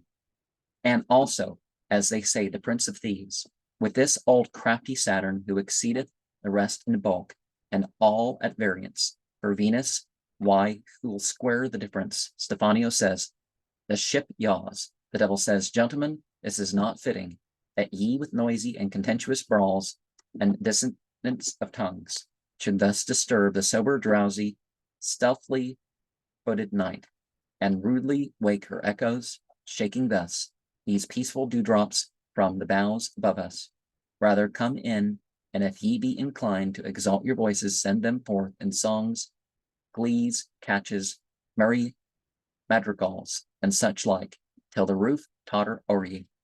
Benedict says, be it so. 'Tis good to be afflicted, I will enter. Antonio says, the devil take the hindmost. The devil said, well said, lawyer. Exeunt into the cottage. And the devil, scene 8. The devil says, race of vipers, what should hinder me from crushing ye to nothing? O vile wasps, that flying round the honeyed vase dispute, who first shall dare immersion. Could I take ye, and dashing ye upon the earth, could bruise each impotent passion out of ye, 'twere well. But if I left one spark of life in ye, the slightest glimmerings of existence, straightly your teeming and prolific brains would hatch conceptions of new vice, and by, when the strong hand of chastisement relaxed, ye would run down the steep ascent again into the sink from whence ye were exalted, and would return to the forbidden thing with renovated zest. In afterlife were punishment, a herald of reform, the infliction upwere, but who shall fashion clay that is hard and untenacious? Reform is rarer seen in afterlife than arose in the brows of winter. Hark, I hear, head over ears in controversy and strife. I must unto ye, and at any rate, I'll thwart your present schemings. Bluebeard and Hickathrift, but I'll kick up the devil of a roe, or more correctly, the roe of a devil, Belial, Abaddon, Astaroth, Asmodeus is Asmodeus east and Astaroth west, Abaddon north and Belial south, or is Belial north and Abaddon south, and Astaroth east and Asmodeus west. Turn up your smoky eyes ingrained with soot, and envy me the pranks which I shall play. Said I, Asmodeus, faith he was, a craven and a ninny, and scarred with the fume of fish liver, which I do much marvel, whether it were owned by pike, turbot, salmon, or sturgeon, or what fish liver ever possessed such puissant and devil-driving abilities. But by the sticks they may broil half the fry that swims, before my devilship would budge an inch. And they exit into the cottage, and we arrive at Act 3, Scene 1. A room in the cottage, a table laid with meats, wines, and so on. The devil, Antonio, Promicutus, Stephanio, Angulo, Campano, and Benedict are at the table. The devil says, "Here, push the bottle to Antonio. He's a choice spirit, whose wit shows brightest when furnished by wine. Drink sippingly, but not so as to surfeit the senses, only kindle the combination of images, from whose collision leaps the brilliant spark of heaven-born wit." Well, that usually doesn't go well. Oh, you're angry and stuff. Let me give you some alcohol. Antonio says, "Fair Amoret, I drink unto the absence of thy loving husband." To Stephanio, "Hearken ye, Stephanio, ply the monk with wine, mellow his austere nature." Stephanio says, "Mr. Benedict, the bottle's with you." Benedict says, "With me, oh shame, take it away, it doth pollute mine eyesight. The simple mountain stream that gusheth down the cavern doth suffice my natural wants, and the few roots that spring uncultivated." Antonio said, "Tush, man, thy fair, round, juicy corporation doth give the lie unto thy utterances." Now, people are overweight for various reasons. Sometimes they don't know what they're going to be able to do one day or the next, so they don't know how to eat or sleep or whatever. Sometimes there's health problems of one sort or another. "And thou wert buried underneath an oak. It were the goodliest tree in Christendom." Stephanio says, "'Tis a fine cargo of guts." Angulo says, "That is as plain as that two straight lines can't enclose a space. The angles of his elbows and his knees, and all the other angles of his person, are all obtuse. Good living hath worn down their natural acuteness. Both his haunches are as the segments of a circle. Benedict says, Fa. Angulo says, and each particular hair upon his skull makes up the shortest distance between 2 points, i.e. they're combined exactly straightly upon his forehead. That is the definition which Archimedes gives of a straight line. Benedict says, Avant. The upright shall not soil his speech to answer to the ungodly. Stephanio says, it's so. Then Master Benedict, thy here bring to, unless thy weighty flanks desire bombardment, though I, faith, good nature, gave, thy carcass broadside enough, but wrought me once for all. Drink, or be the Benedict said, the righteous were made to suffer persecution. Well, not necessarily, they're not made for that, but they can endure that. Stephanio says, drink on. Benedict says, hush. Blast not my hearing with thine obscene oaths. Sooner than listen to them, I by drinking will do a violence unto my nature. Not that I love the carnal taste of wine, for the Lord knows I'll only wet my lips that I may stop your execrations. Drinks off the bumper. Antonio says, Bravo, take heed. He only wets his lips. Ramacutus says, a little wine in moderation doth brace the nerves and lend the flagging spirits a healthful tonic and decent gaiety.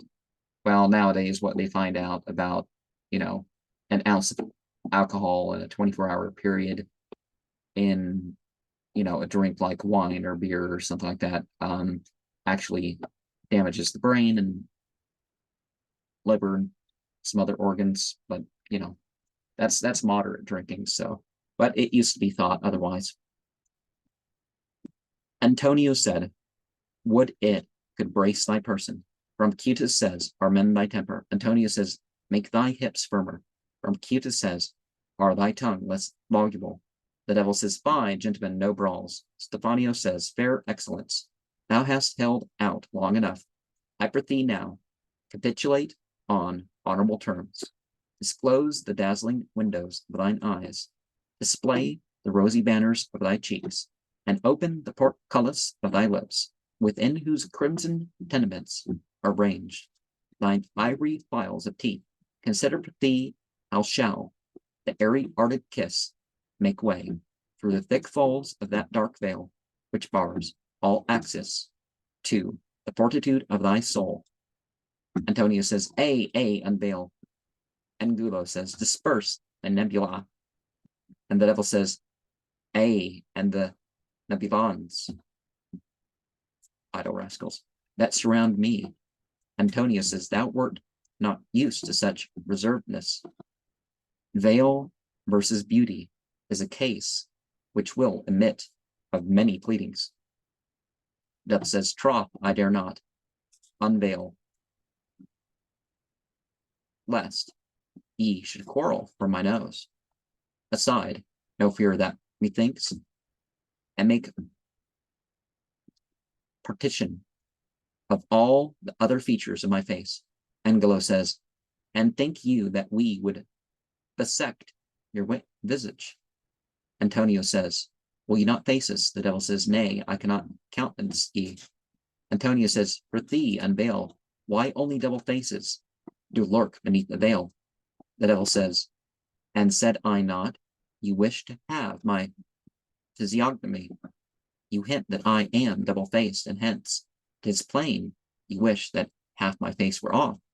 Angelo says, equals from equals, taken remain equals. The devil said, let me have no divisions on the point. Angelo said, a point hath neither parts nor magnitude. Thy face hath both, and therefore is no point. The devil said, from thine own wit I judge thy wit is pointless, for thou hast parts and therefore lackest point. Antonio says, how should his inability proceed from his ability? If he hath parts, then is he not without ability. But if his language hath no point in it, then his ability is null and void. Angelo said, which is absurd. Antonio says, canst solve it?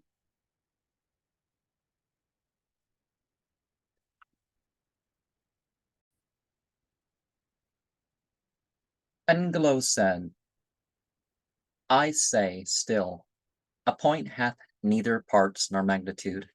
The devil said, but this is size point, and hath parts and magnitude. Antonio said, thou art as full of point as a wool card. Amaret.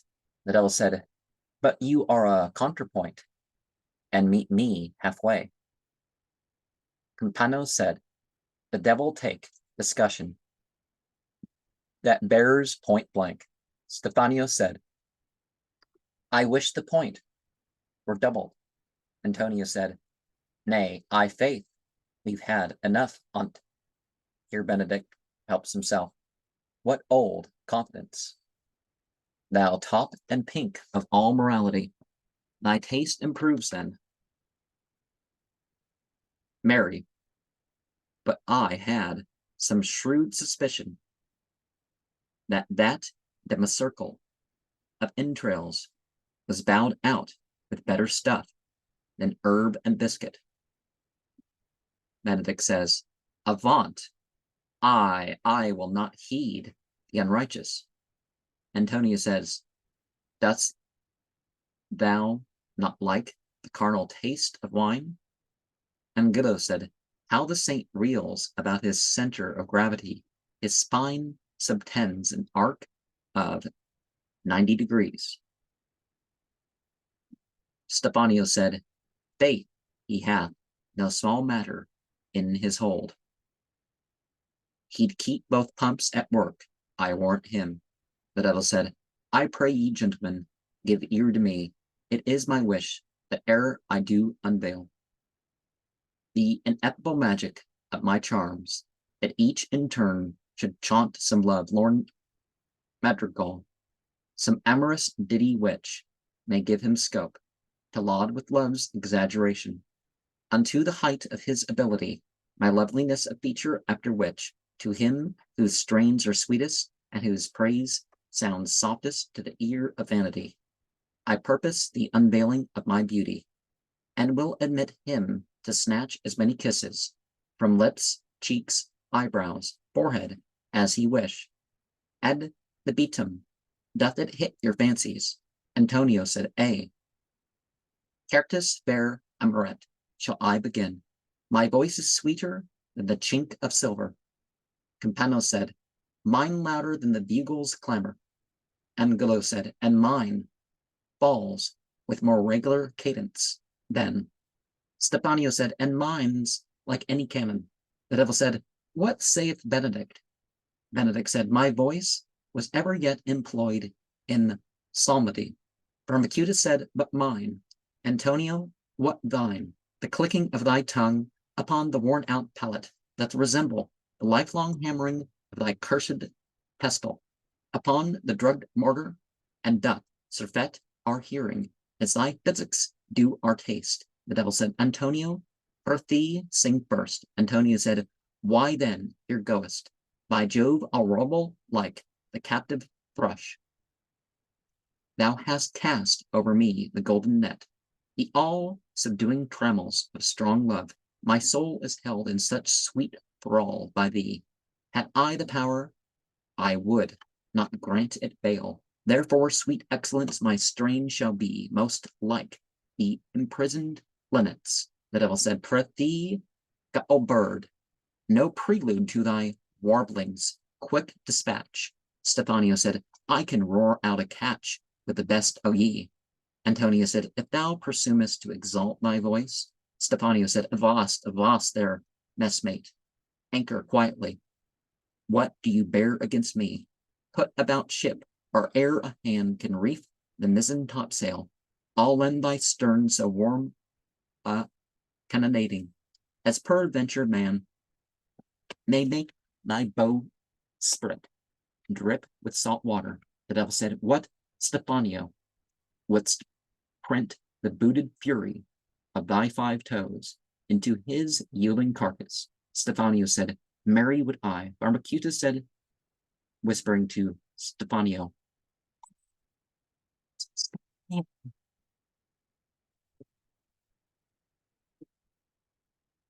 Terry, Antonio said, Thou wouldst not meddle sure with my entailments. Well, if they're competing about a married woman, who's to chastise the other? Come on. Anyways, Campano said, how wouldst thou violate his back settlements? Stefanio said, what? Do you side with him? Do you back him? Campano says, no, not his backside.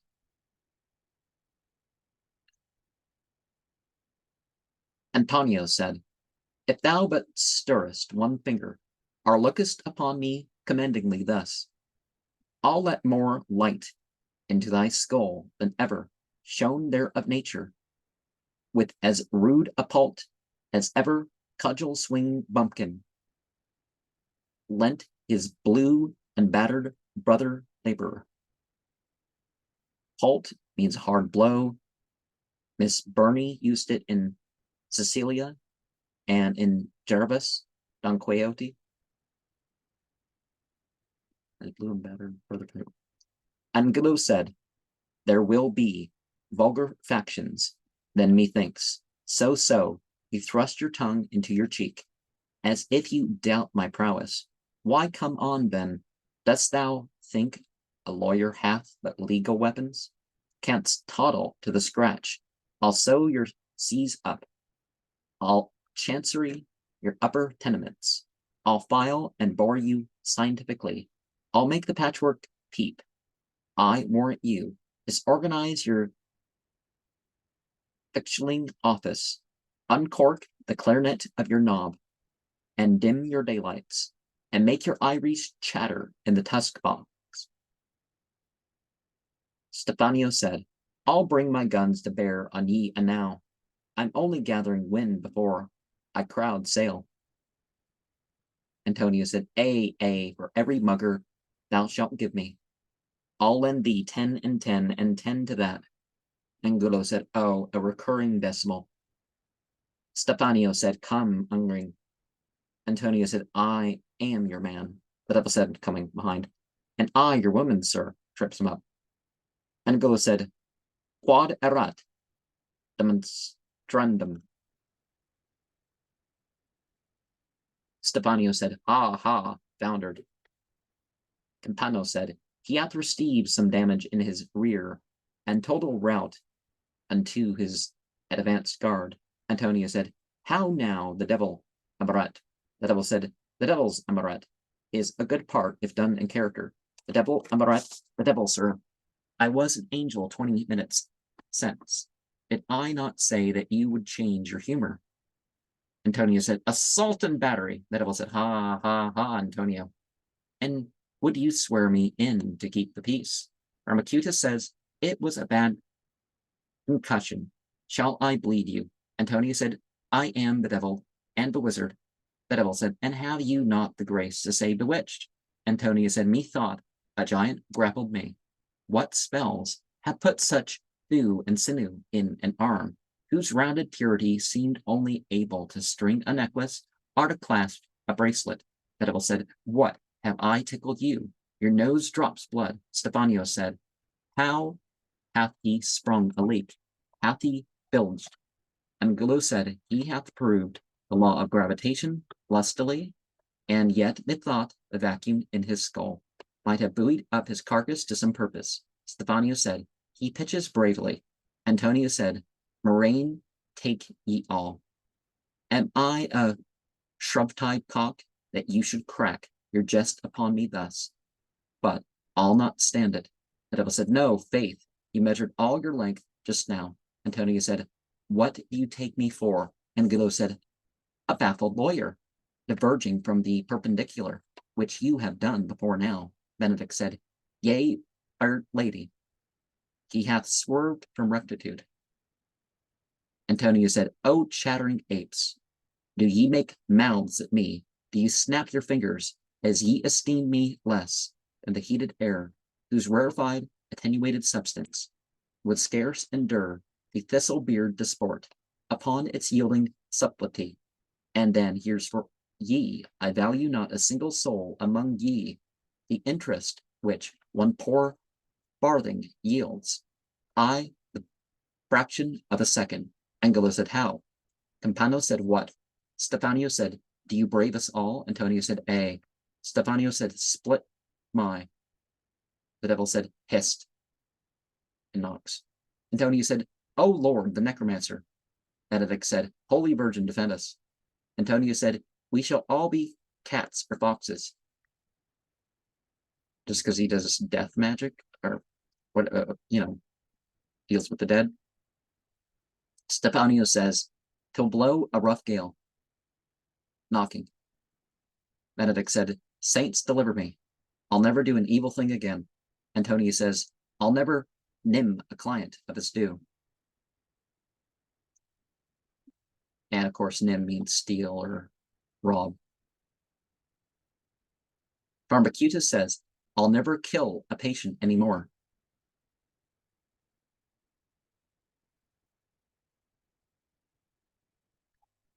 There was something with some law enforcement official that says that when they have a killer doctor, there's on average, 60 deaths. And of course, the vast majority of them are never caught, especially nowadays, but can't get into that part, right? Stefanio said, would I were safe in my hammock out at sea. Pharmacutus said, would I were mixing draughts or rolling pills. The devil said, wishes prove nothing but the vanity of him that wisheth, though, like telescopes, they bring far things a while beneath the view. They cannot diminish the long interval and space between the object and the wish. And knocking, quick, quick, be expeditious, gentlemen. Look ere ye leap, but tarry not in looking. Were a good proverb. A quick decision at the nick of time outruns mature deliberation. As a strong gush o'er the tide in some straight river, for curses the more sober ocean. You mount the chimney, Benedict, what now? Do ye stick fast in it? Doth its sooty breath offend thy proud olfactories? Up farther, my ghostly chimney sweep. I warrant this is not the first time you have made a chimney the medium of intrigue. Up farther yet. Work thy way inward. Hark ye, Pharmacutus. Stow your long body cheek, my jowl with Angulo. Within the closet yonder, you, Campano, cower down beneath the heap of musty sacks. There I, the corner, with Stefanio, you, I, this chest, my worthy counselor, must within contracted stomach chafe your knees. So, ye are all safe now. There was loud and continual knocking. I prithee, patience. And then we have our second scene outside the cottage in the early morning. The Magus said, I do much fear my devil hath played false, or that the weeds of wanton idleness have mantled his clear wit. Why comes he not? There is no punishment too sharp for him that doth forsake his trust, betray the situation where we have set him in authority. If the frail reed we lean upon should break, where most we hope its succor it were meet, that we should hew it from the wholesome earth, which nourisheth and perfects better things. If he should answer my suspicions, I'll pen him for some centuries in ice. Up to the neck, I'll rack his thumbs with screws, I'll twitch his tail until the black blood spout forth at the end. I'll fill his jaws with toothache, I'll stick hot pins in throw his liver. Hark, he comes. And the devil enters, still veiled. Ha, Amaret, awake, abroad so early, blanching the roses of thy cheeks. What now? His great cock hath not crowed. The glowworm still leads on, fouled his train of emerald light. The devil said, good faith, most venerable necromancer, the roads of my visage are not blanched, but rather have attained, be thou my judge, unto a depth of dusky coloring unveils.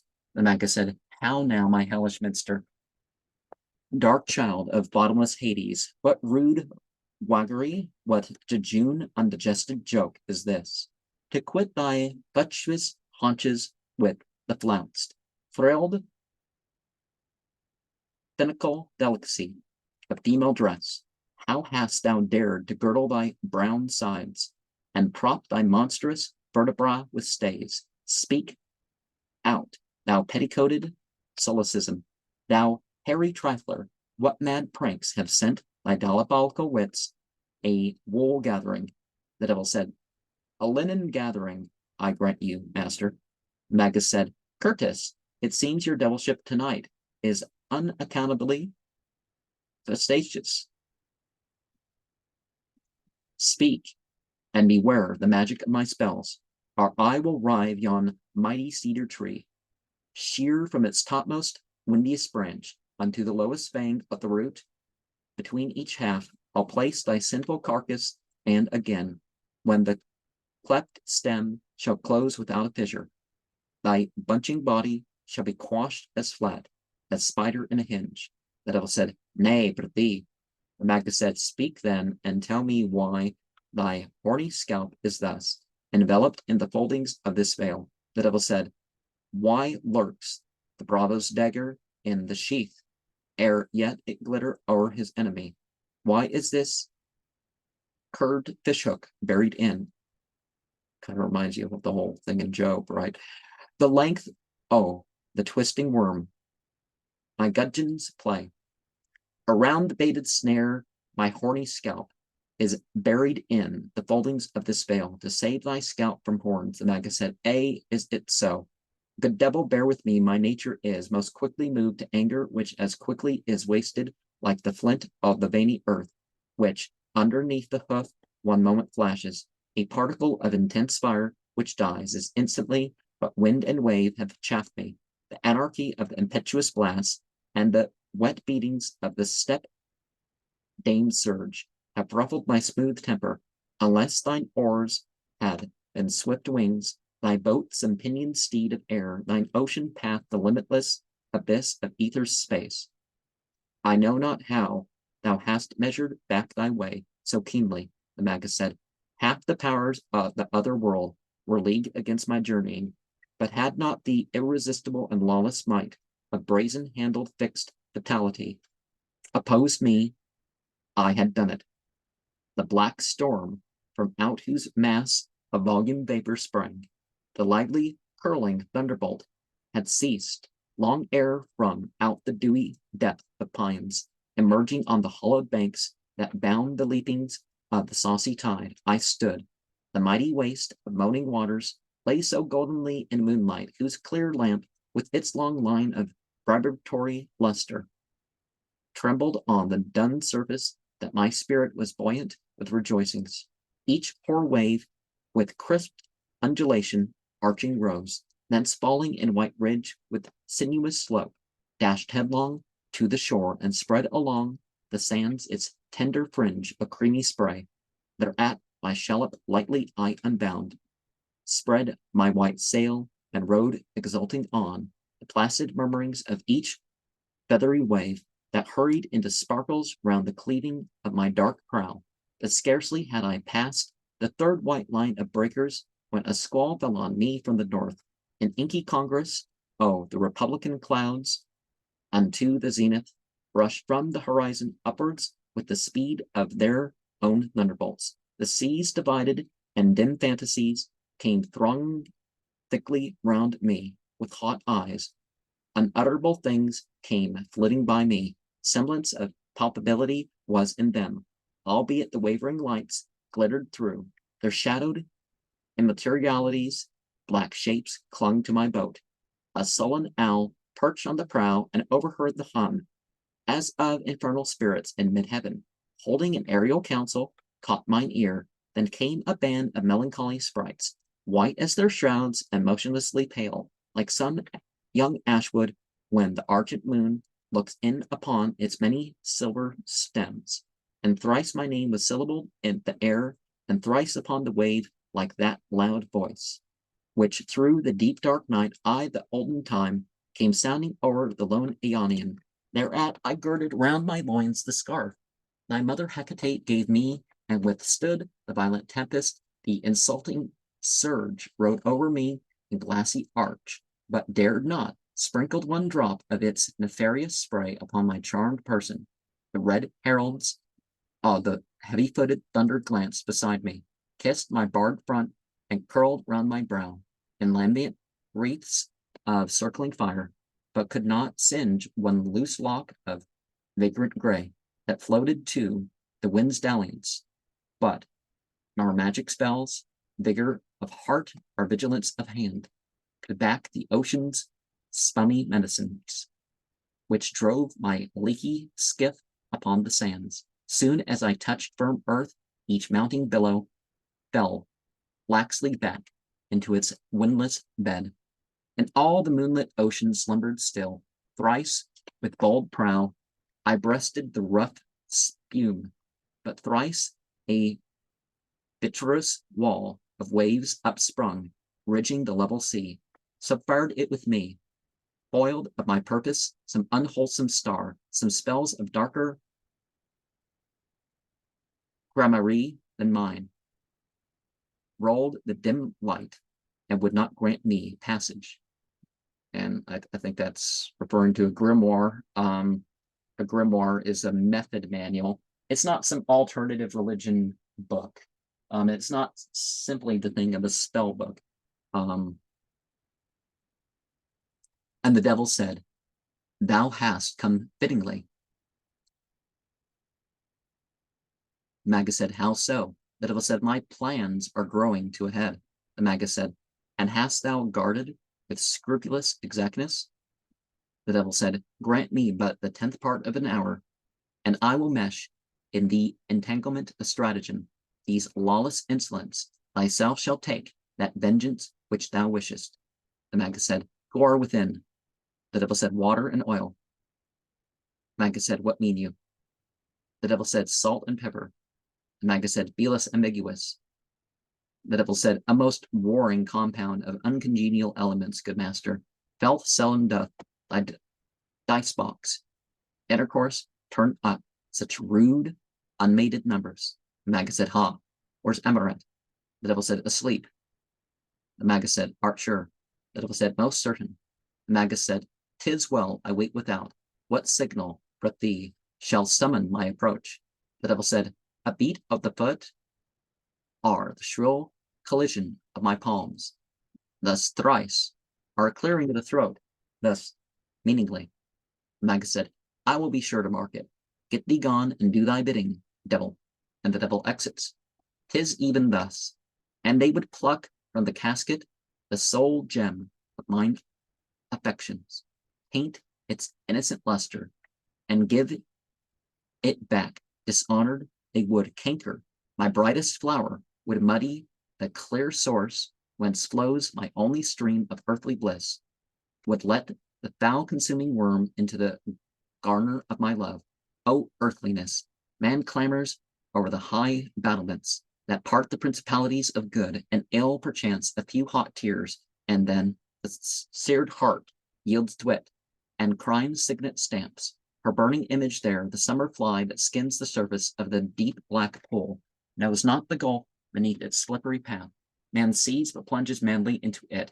We follow through a night of crime and care the soft voice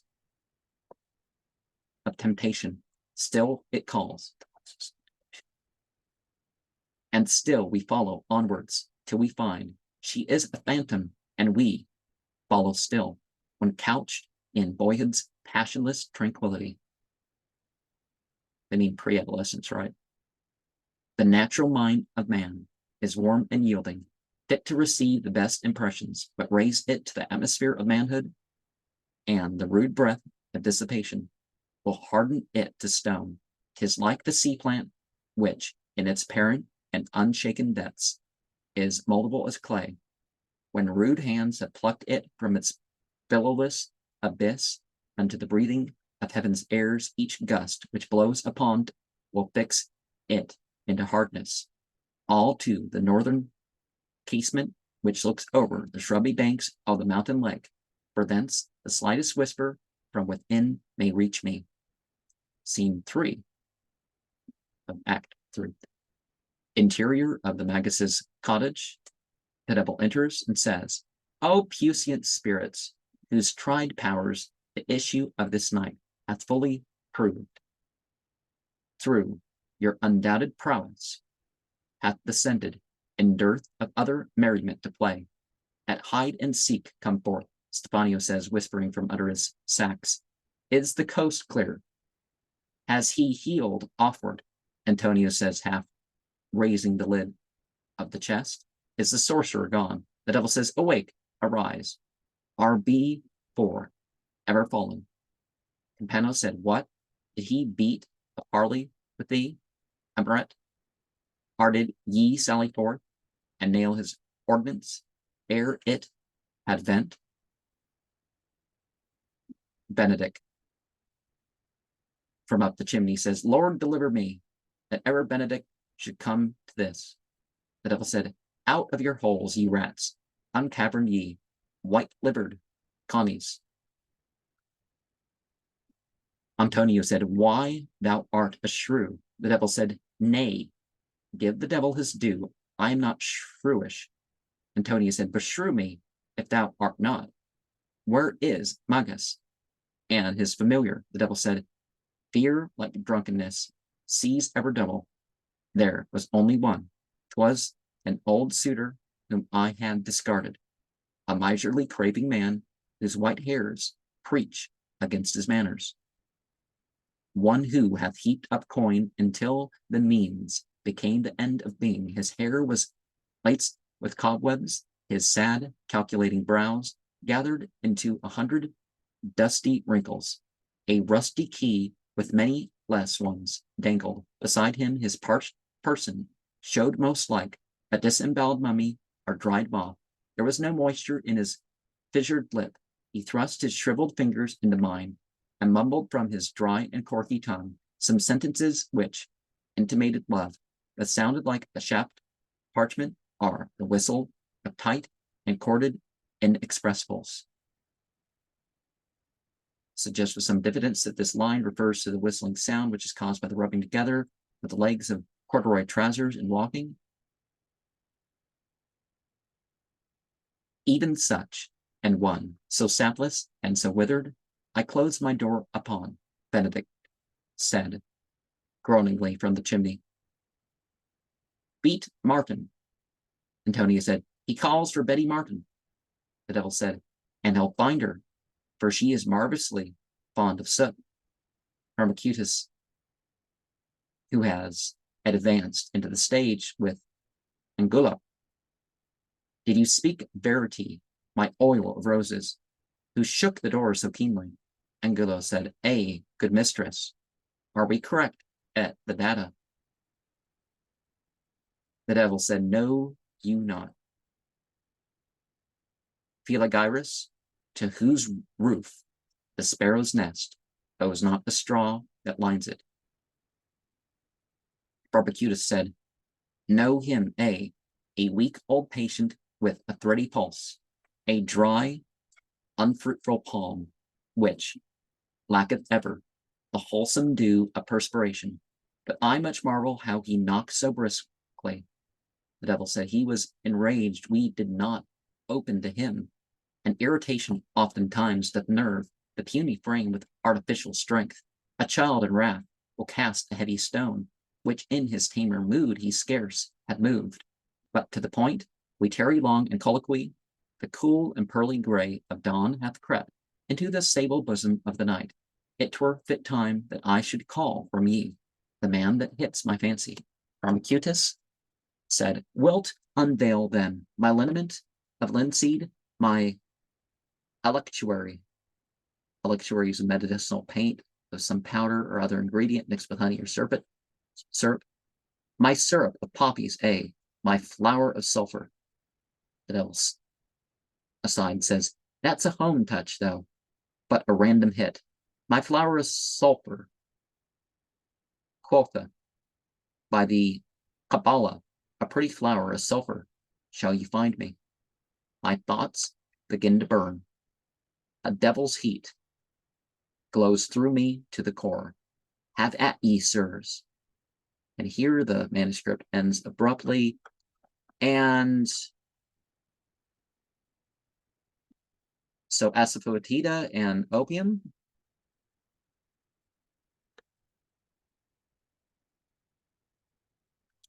And there's a introduction that I don't. Oh, it was a limited edition to 500 copies. Okay. Oh, and there's interesting little, oh, the Macmillan Company thing. It looks like a magical sigil. You know, there's two M's overlaced and a C and like an upturn C. Yeah, it totally looks like a magical sigil there. But it's not. You'd have to see it.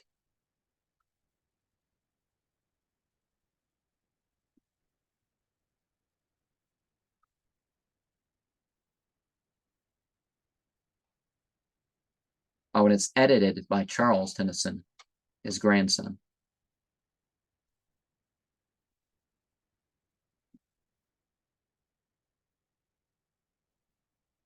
And so he talks about his, yeah, I'm going to just close this program. This has been quite a long